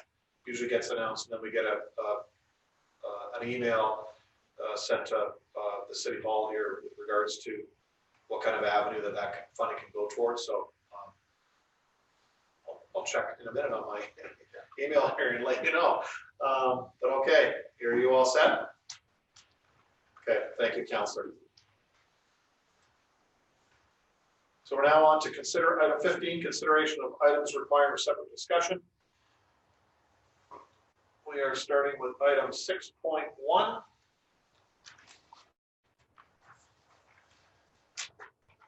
Which has been brought forward by Councillor Wells, seconded Councillor Bodner, about the CAO's COVID update for January 2021.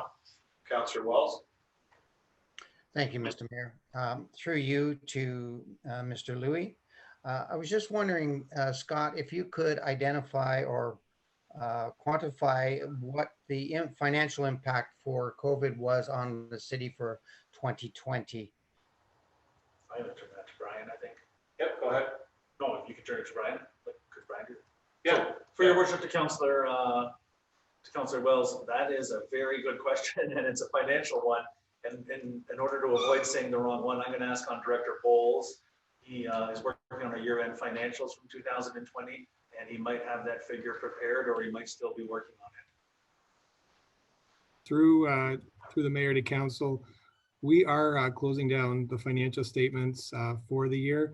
I should be able to have an accurate number for council in a couple more weeks' time. If you can give me that grace, I will come back and give a full reporting of our COVID costs.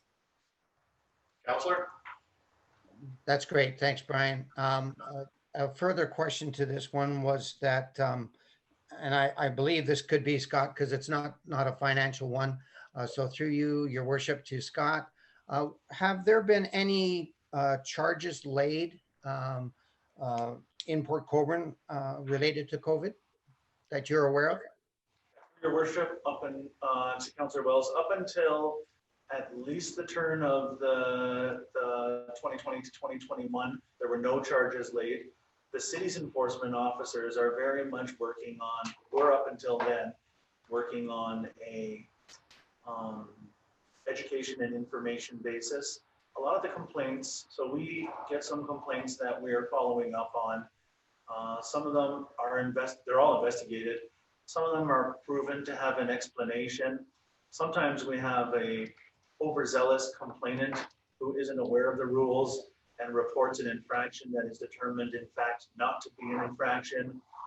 In the early parts of the pandemic, we were striving to achieve voluntary compliance. So if a store was open that wasn't permitted to be open during some period of the pandemic, we explained why, and they voluntarily closed, or they put procedures in place. The same thing with people gathering in large numbers. There haven't been very many reports of this activity in Port Colborne, but we did take that approach at the outset. In the time since, I guess since the December council meeting, we decided, or the practice has been to have a more strict approach. I think there's an appetite at the provincial level and at the regional level for charges to be laid to correct behavior. I know that some municipalities are being more aggressive with charges, and for that reason, you're seeing fines being laid on in the media and so on. I don't think our bylaw officers have laid any fines or charges thus far. I can't say for sure if regional bylaw officers have, or if Niagara Regional Police have. I know there are still some warnings out there, but I will verify that statistic and report back to council. But I do know up until December 31st, there wasn't any charges. Councilor? That's all I have on it. Okay. Any further questions? Seeing none, please raise your hand. All those in favor? That's carried.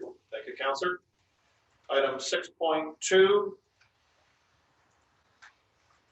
is the Corporate Services Department Report 2021-2025 be received, that the existing general insurance program be renewed with Frank Cowan Company for an annual premium of $565,232 plus applicable taxes for a period of 18 months until June 30th, 2022, and that the general insurance program be marketed prior to the conclusion of the contract term ending June 30th, 2022.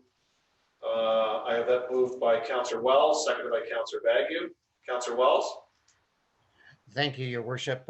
My questions were related to some of the comments that were raised by Mr. Bagu in his issues. So they've been addressed there, or they are not.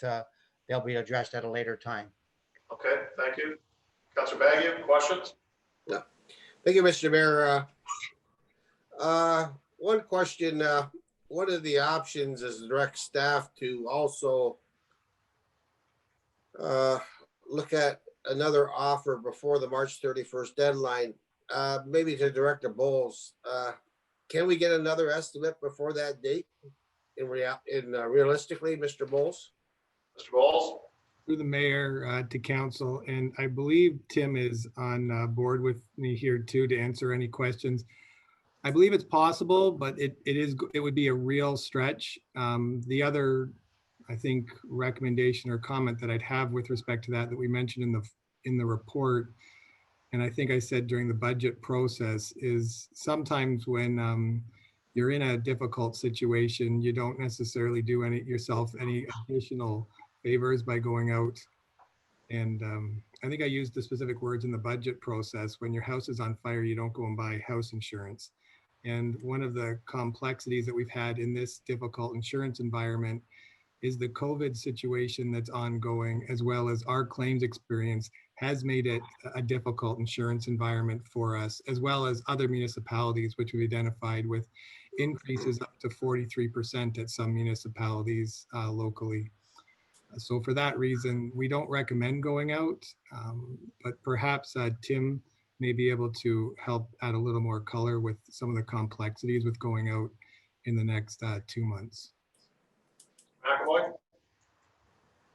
Thank you. Through the mayor to the council.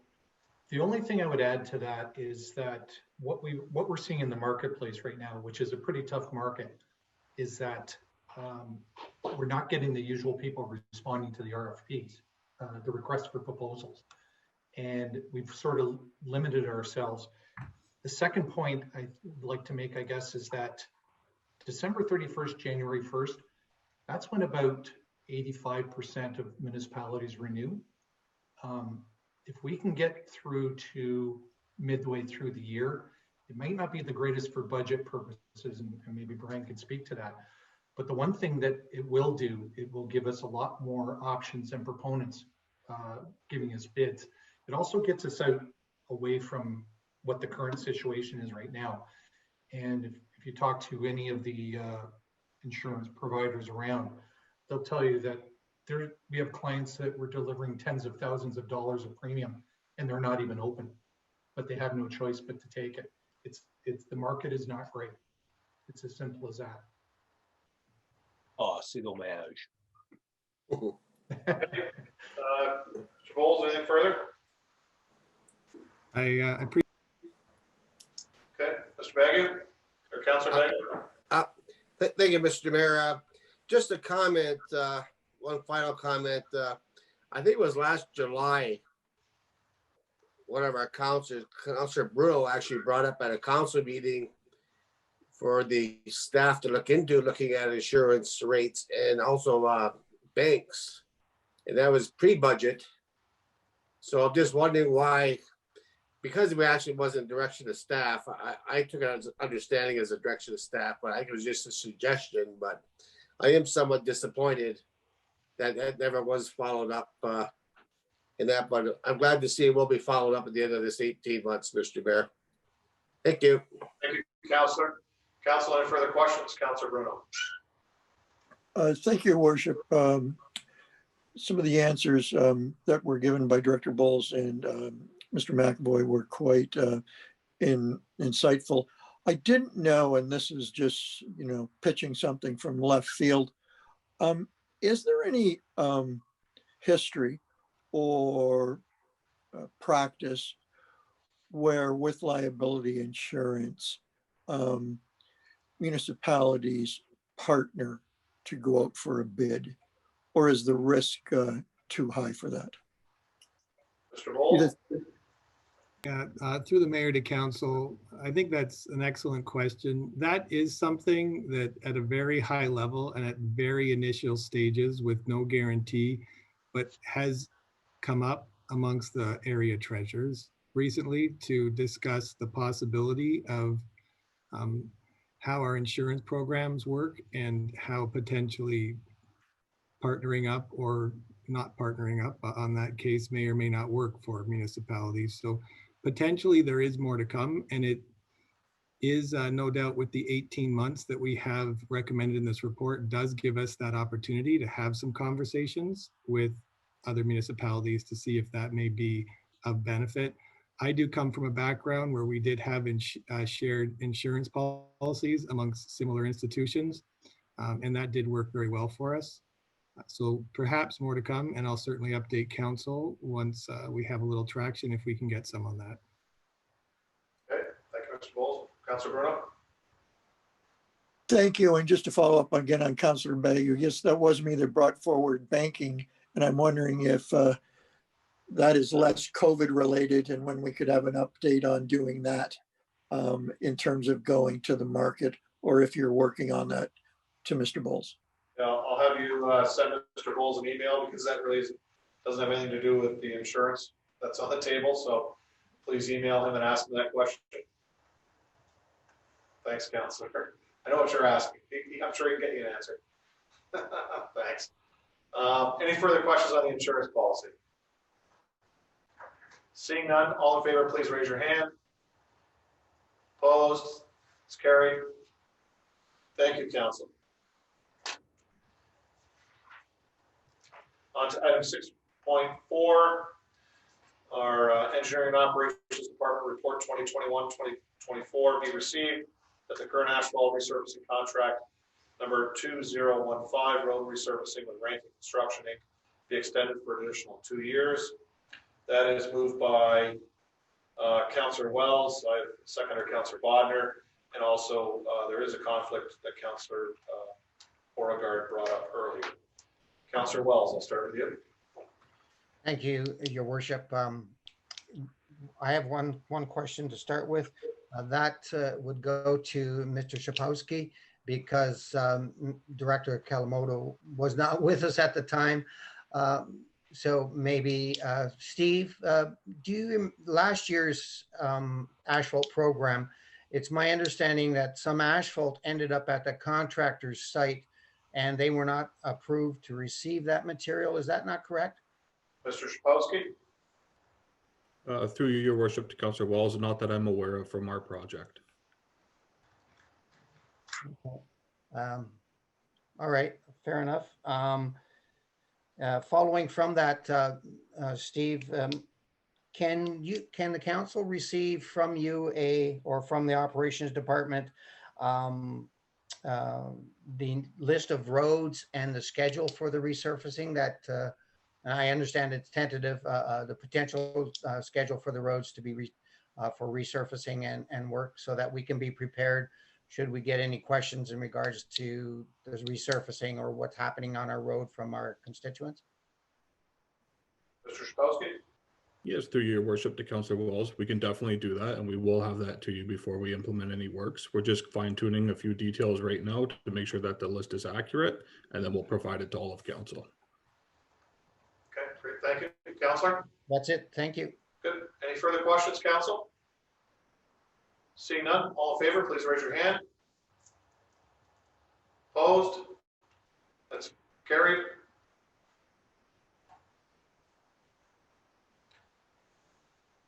Item 6.5, Engineering and Operations Department Report 2021-22 be received. The current sidewalk construction citywide contract number 2020-12 with signature contractors of Windsor Inc. be extended for 1 year at a 0% increase over the 2020 unit rates. I have Councillor Wells, seconded by Councillor Danch. Councillor Wells. Thank you, Your Worship. I believe these questions would go to Mr. Shapowski again. Steve, in the report or the letters, it identified a price per unit. Can you identify what a unit is? Mr. Shapowski. Yes, through you, Your Worship, to Councillor Wells, a unit would typically be a per square meter in that case. Okay, and if on that, can you identify again for council, should we get any questions, a list of the sidewalks that would be repaired, tentative schedule on that? Again, just so we could be prepared for any constituents calling us. Mr. Shapowski. Through you, Your Worship, to Councillor Wells, yes, we can definitely provide that. That is completed, and I can send that out tonight. Thank you. Councillor, you're all set?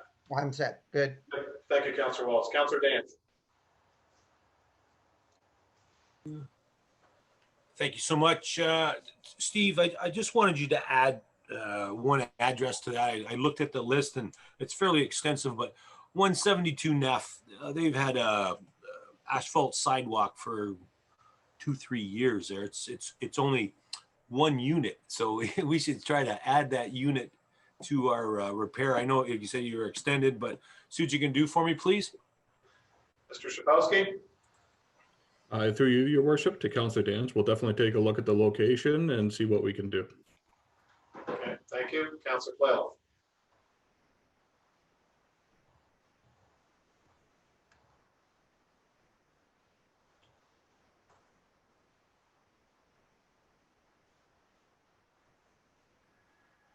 There you go. Mr. Mayor, to Mr. Shapowski.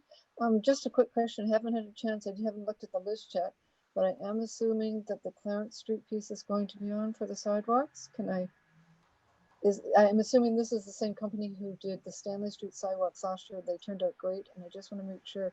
People have been asking me, and I said we will be moving forward with the Clarence Street as planned.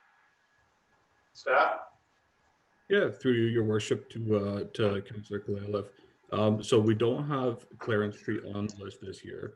We're planning to circulate it to the Active Transportation Committee so we can get their feedback and some strategic guidance as to how we want to provide active transportation within that area of the city. So we're waiting on a little bit of guidance for them, and then we'll move forward with an overall plan for the area moving forward. So they will not be getting their sidewalks this summer? Correct. I wish I'd known that sooner. I've talked to so many people because there was so much upheaval last year when we did the ones on Stanley Street. So yeah, I wish that we had known this. Not good news in many ways, but anyway, I'll talk to you later privately about it. Thank you. Thank you, Councillor. Councillor Bruno? Well, even if I am stepping out of line, I'm going to step out of line. That's a Ward 1 issue, but it is a citywide issue. And the citywide issue is we tell people what we're going to do. And this was a contentious issue. And there was lots of talk about doing that next year.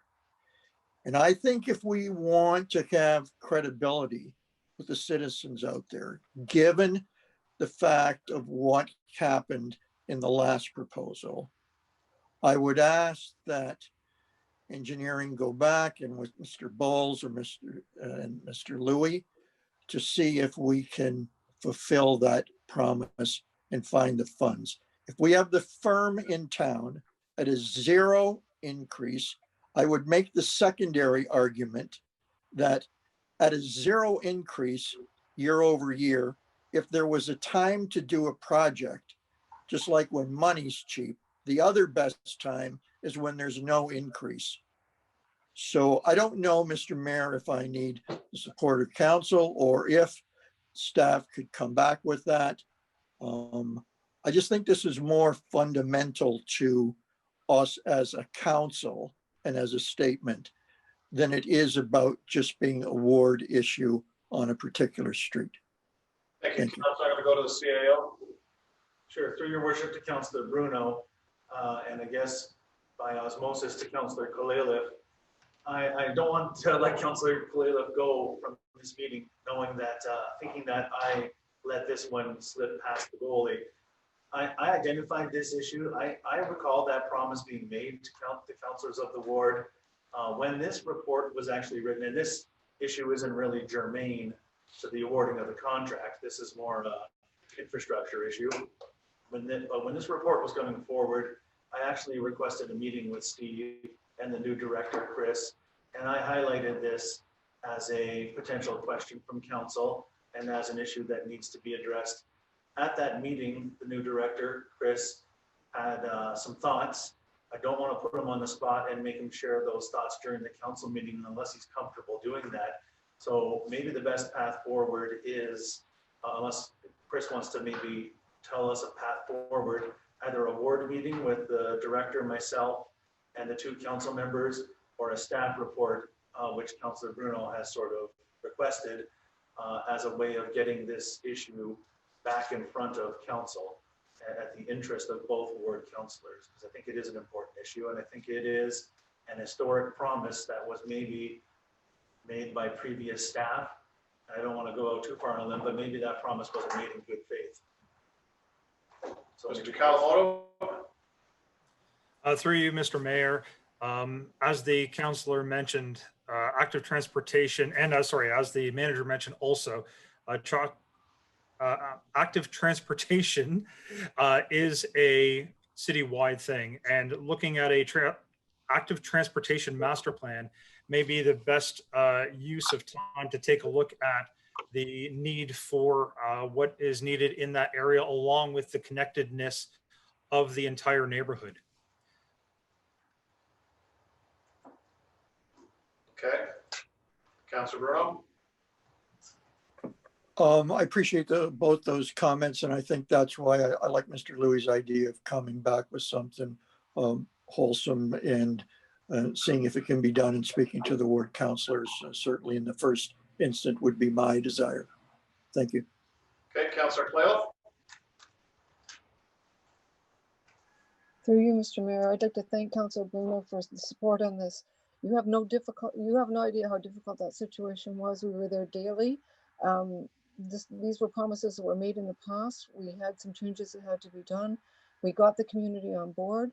This was part of the plan. We were told this was going through, and to be told this now that it's not happening, I am very disappointed, and I would like to have a meeting most definitely. Thank you. It's not that it's not happening, Councilor, it's just not happening this year, according to the staff report. Mr. Kawamoto, if this can be put into play, can this actually get done this year by the time maybe if fall came? Through you, Mr. Mayor, I'd have to check on the budget allocations for this. And again, taking a look at a active transportation master plan, it would tie in this area and definitely analyze this area and its connectiveness to the other areas surrounding it within the neighborhood. Okay. I thought, through you, Mr. Mayor, because I thought that this has all been taken into consideration when the original plans were done. There were some alterations made last year. One of the sidewalks was moved to the other side because of some of the infrastructure that was in place. We had numerous meetings. We were guaranteed, told that this would be happening. So to have now just be told outright that it's not happening, that we're going back to another plan, an active transportation plan, I'm not sure what happened to the plan that was already there for this neighborhood and the connectedness of it. It's been shown to be a street that definitely needs to have sidewalks. And again, I think we need to talk about this. Hopefully we can still be done this year. Thank you, Councilor. I'm just going to go through to Mr. Shapowski, only because he was here where Chris wasn't. Steve, is there a plan that was put in place for this area? Because this does go back to the previous term of council. Did staff put a plan together for the Clarence Street strip?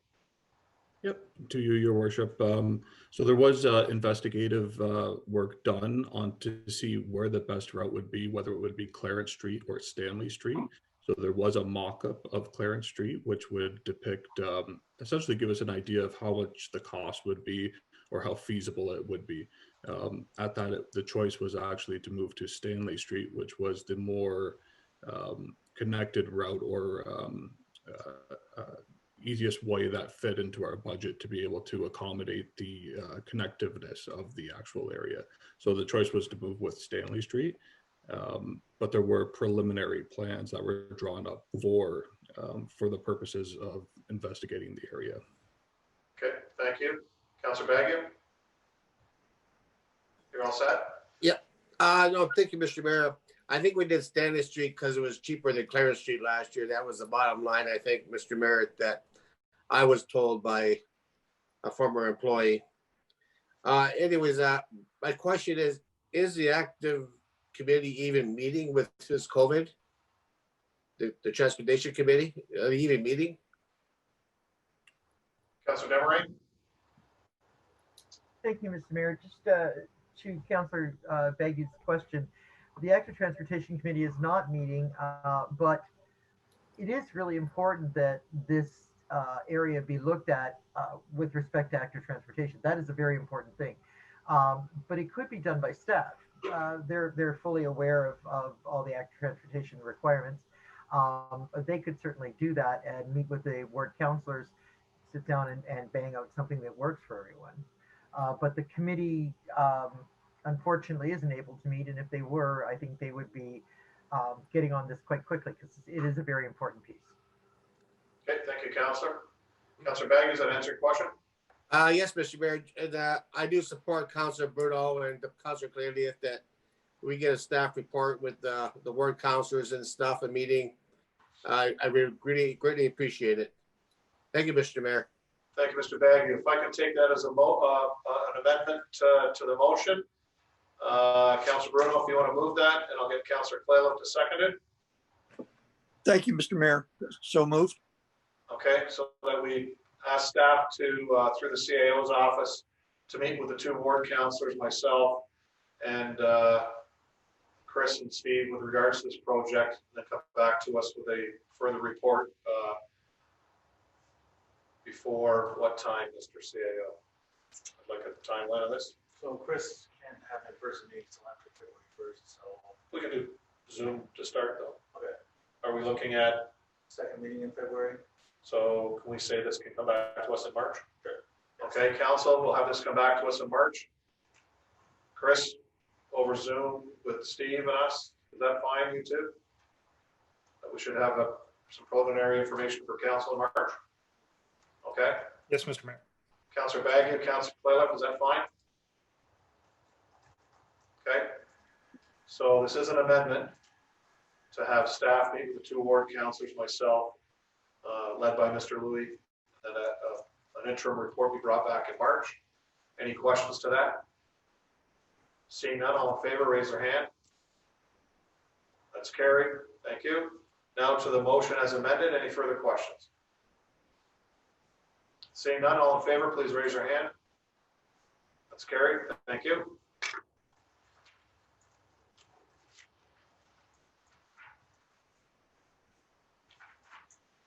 We are now on to item 6.11.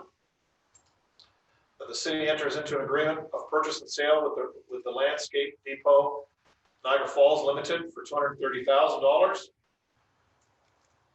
Moved by Councillor Bruno, seconded by Councillor Baggio. And again, Councillor Beauregard has a conflict on this one. Councillor Bruno. Thank you, Worship. Through you to Mr. Long, although it may be other, maybe Mr. Bowles weighing in. I picked Catherine Street for no particular reason, only that it struck me that one of the commonalities in these land sales does mention the right of recovery. And that really speaks to the 2-year limitation that the developer purchaser has to build. I'm just wondering through you, Mr. Mayor, to Mr. Long, that right of recovery, does it mimic what we've done in the industrial park, whereby if they have not built, we are able to purchase it back at 75% of that value? Or is there other wording? And I'd like to be aware of that. Mr. Long? Through you, Mr. Mayor, to the councillor, yes, it is wording. There are provisions there that are very similar to what the city of Port Colborne has used in the past with respect to land that we've conveyed to purchasers of land in our industrial park. So it is consistent. Great. I don't know if you're the right person to answer this, and sorry to throw this at you at the last minute. I didn't get a chance to reach out to you today. I didn't know if we've had some issues more well-rounded, Mr. Long, in industrial parks as to what constitutes a start of construction, because there's been some creative happenings over the years around the word start. And so I'm just wondering if you have any thoughts on that. And I guess I'll ask my second question now. Can you explain for the public's benefit where that money does go, and is it mandated or reserved, or is it reappropriated any specific area, or just held in like a general reserve? Mr. Long? Through you, Mr. Mayor, to the councillor. So those proceeds will be directed into the city's capital reserve account. Myself and our Director of Corporate Services have had conversations about that fact. We will be coming back to council sometime this quarter with perhaps another option, whether it be a dedicated reserve for land development, land acquisition. But for now, pending council discussion. Those proceeds will go to a capital reserve account. Councilor Bruno?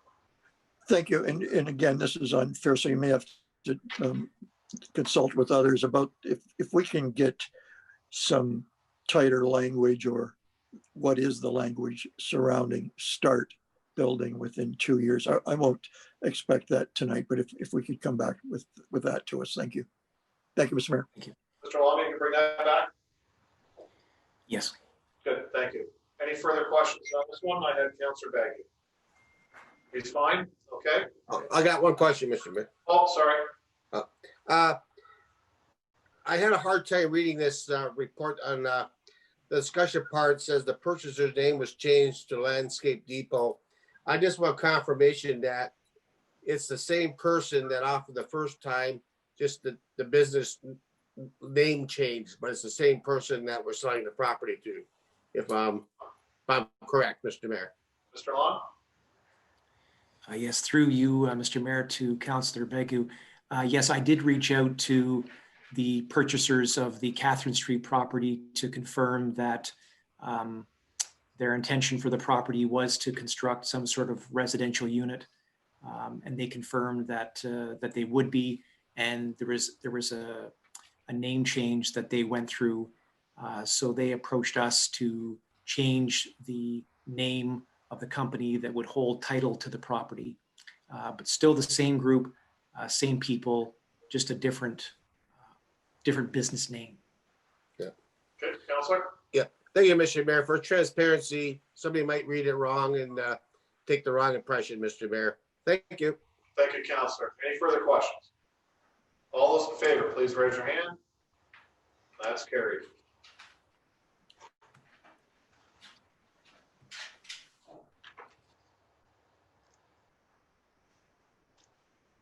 Okay, we're on to item 16.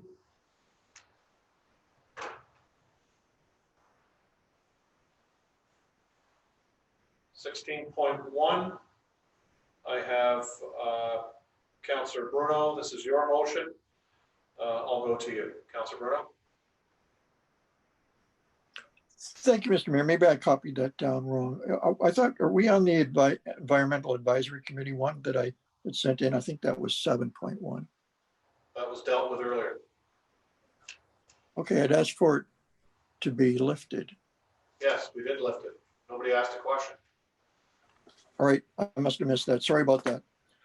With respect then to, you're talking about the, my motion, the notice of motion, correct? That's correct. Yeah. Thank you, Mr. Mayor. A little bit of background. One of the councilors alerted. Do you have a seconder, Councilor? I had not pre-raised one. No. Okay. Seconder, Councilor Wells. So moved by Councilor Bruno, seconded by Councilor Wells. Go ahead, Councilor Bruno. Thank you, Worship. With respect to this, I was alerted to the fact that the location of that may have been confusing on the northwest corner, when many of us see that as the northeast corner of Clalley Street East, for those watching, and Welland.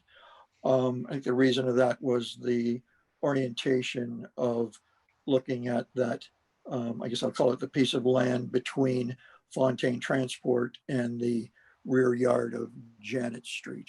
But I checked with planning on that, and that's why it was described that way. But I just wanted to correct that for those listening and those who had weighed in on that. The other background on that is that in early December, Mr. Fontaine, who owns the corner lot, was in the process of purchasing the land in between his property and the rear yards of Janet Street. And also, if you notice in the motion, it talks about city land, and that would be the piece that we've all looked at, that is property owned by the city to the north of Mr. Fontaine's current, between there and Lakeshore Catholic High School. Both those properties, Mr. Mayor, have been zoned, and for the benefit of those others on council, in somewhat the same fashion as the Welland Street property, formerly the Dwar scrapyard. And so the property owner was not aware via the notice that the land he's purchased, his business, and perhaps for council, the land that we owned, to comply with the OP as residential. We want to either clean, sell, or parlay our land. And Mr. Fontaine, the private business, wants to develop the piece east of his business and the rear yards of Janet Street. So he'd asked me to bring this forward. I conferred with some senior staff in the planning department. And the best way to go forward with it would be similarly to how one goes forward in any other application, and that is through the proper process. There is a matter of urgency here for Mr. Fontaine in terms of expanding the business and landing a new contract. And so it was sort of a quick version of the rapid response team. And this was the best way forward. There are some issues. I don't know if Mr. Louis wanted to address that portion of it with respect to fees that is in the motion. And so I'm just wondering, maybe prior to me reading it again or discussion, if in the motion is the waiver of those fees. And I'm sure that will be an important question by one of the counselors, but yet I'd have to say best answered by a staff member as to the why. If I could do that. Can you read your motion, please, so everybody can understand it? Sure. That the Director of Planning and Development be directed to make applications to amend the official plan and zoning bylaw for the city and private property located at the northwest corner of Welland and Kalali Street East, and that all costs be absorbed by the city. Thank you, Counselor. Mr. Louis, Mr. Bruno had a question in there for you. Sure. Can you answer that, please? Certainly. Through your worship to Councillor Bruno, I'm not sure who the best staff person to answer it is, but I'll take a crack at it. And if somebody wants to jump in, they're more than welcome to do so. I think this is a question of principle rather than a question of city policy. And the assertion that the landowner, I guess, is making is that the notice process that took so the property was historically some of the property was industrial. I guess there was some that was always residential. We're talking official plan and zoning bylaw through a citywide process. Some or all, I'm not sure. Dan can maybe fill us in on that. Was put into a residential designation. We think, the city thinks, that everything was done by the book with legal notice requirements being met. Property owner asserts that there wasn't adequate, that the law was met, but maybe the test of reasonableness wasn't met.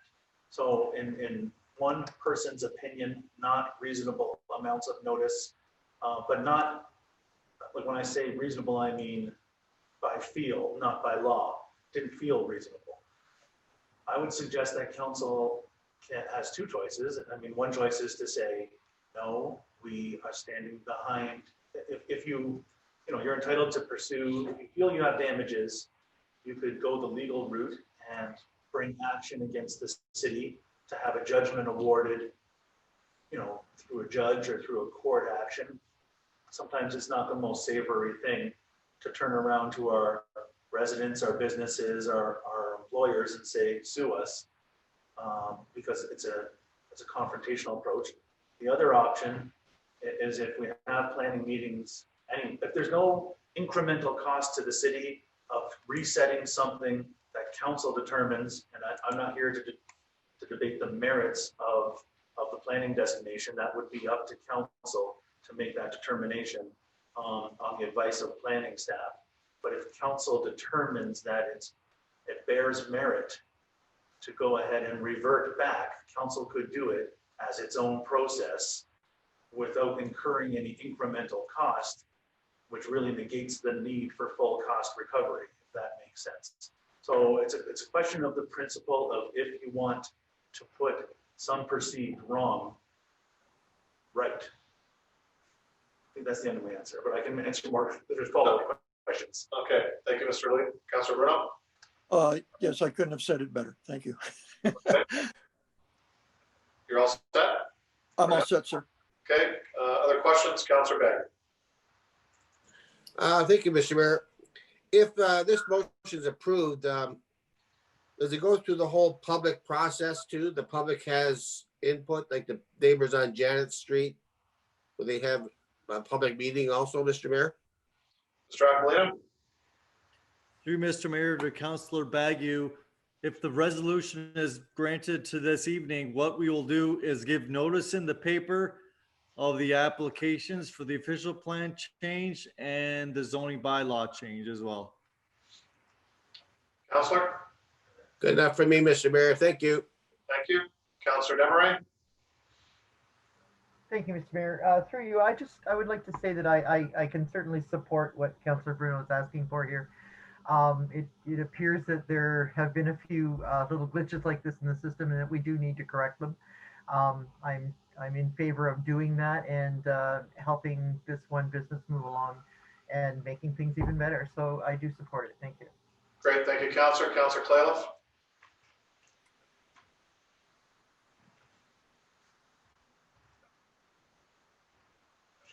We lose Councilor. Through you, Mr. Mayor, I'm sorry. Through you, Mr. Mayor, perhaps to Councillor Bruno. So what I'm understand here is that what you're saying is this piece of land behind Fontaine's to the east backyard was changed. The zoning was actually changed there and he was unaware of it, and yet he owns that land? Correct. That is correct, including his existing business, which was grandfathered but was changed to residential, and including the land that the city owns. And can you tell me when this happened? That this would have? It seems impossible that it could be changed when he actually owns it without him knowing it. When did it occur? I think Mr. Aquilina may be better to answer that. Okay. Mr. Aquilina? Thank you, Mr. Mayor. Through you to Councillor Clayliff. Going back in time, the city's official plan and zoning bylaw for Mr. Fontaine's property had it zoned and designated as light industrial. Lands to the east of Mr. Fontaine's property and the city's property was always designated and zoned residential development. When the city went through the official plan update in 2003 to its adoption in 2006, and then again, when we redid the official plan for approval in 2013, that all met the planning process and we had notification of those changes. When the city did the new zoning bylaw, once again, we informed the public that we need to match what the official plan had in place. So the only change on that property was Mr. Fontaine's property that went from light industrial to now residential development because the official plan had it as urban residential. Okay. Councilor Clayliff, you set? I think I understand that now. So basically, this was something that kind of happened in the background, and it was something that basically he wouldn't have been aware of until he went to do something on it, which is happening now, right? That's our understanding, yes. Okay, thank you. Councilor Borger? Through your worship to Director Aquilina, when is our OP and our zoning bylaw going to be reviewed? Mr. Aquilina? Through Mr. Mayor to Councillor Beauregard, our official plan was approved by the board That was done in 2014. Our new zoning bylaw was put in place in 2018. Typically, an official plan, you should have a review every 5 years. As council may be aware, I have put requests in the budget at $20,000 per year to get to a value that would allow us to engage a consultant and then also tie in to the region's new policy plan, going through the process right now. So once there's enough funds that council puts aside, our official plan will once again be updated. If there's any changes in the official plan, then we will redo and update our zoning bylaw. That needs to be done within 3 years of passage of the official plan. But it could be done a lot sooner. It all depends if there's any changes in the official plan when it's updated. Counselor? Yeah, to Director Aquilina again. My second question was about notice. Do we only give notice by putting it in the newspaper? Mr. Aquilina? Through Mr. Mayor to Councillor Beauregard, when there is a comprehensive change, whether it's a new zoning bylaw or new official plan, it is done by way of newspaper notice because that involves every property in the municipality. So to do anything by way of mailing, the costs, it does not make fiscal sense, and timing wise to actually do a mailing out to each individual property owner. So it makes easier and better sense to do that by way of a notice in the paper, unless council gives direction to myself. If they would like certain individual property owners to be notified by mail or a certain area notified by mail, that is just not the norm that occurs in planning when you're dealing with a comprehensive change across the entire municipality. Counselor?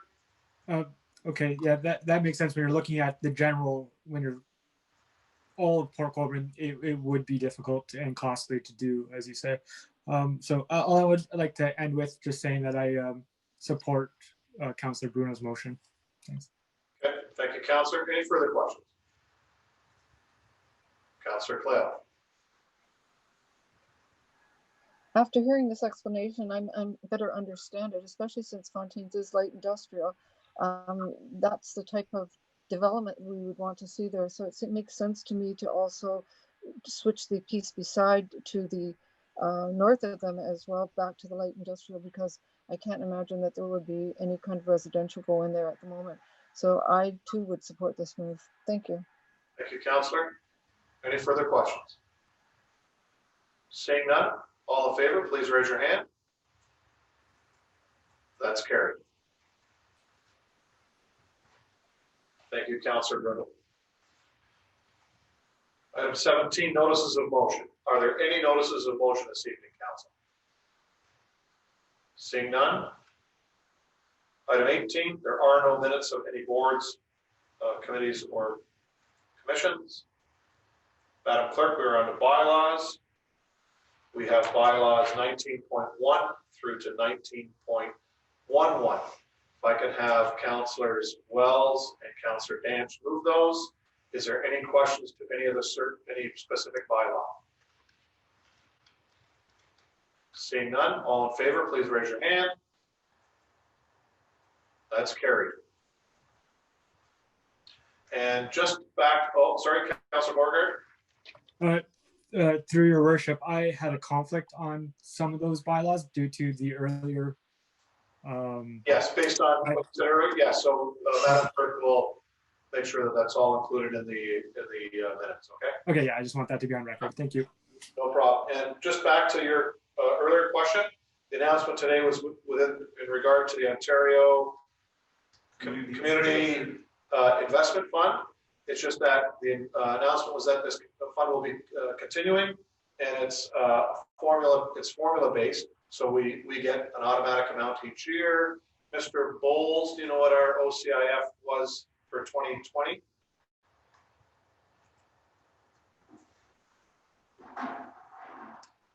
approximately? You caught me just off guard. If I had another minute, I'd pull it up. You remember Scott? 418. Oh, 418,000? Yeah, so Councilor, 418,000 was last year. Again, it's formula based, so that may go up or down or stay the same. So. Just to council, sorry, it is in the budget already. So it is an allocation that's already been worked into the budget. Okay. Thank you, Council. Okay, thank you. All right, ladies and gentlemen, thank you, Council, for your patience tonight. We thank our public that have been watching. We do realize we did have some glitches earlier, but we were able to get through the meeting. It was tied together. It's on YouTube. Once you hear this, it'll be on YouTube. So again, thank you for your patience. So ladies and gentlemen, that's it. We are adjourned.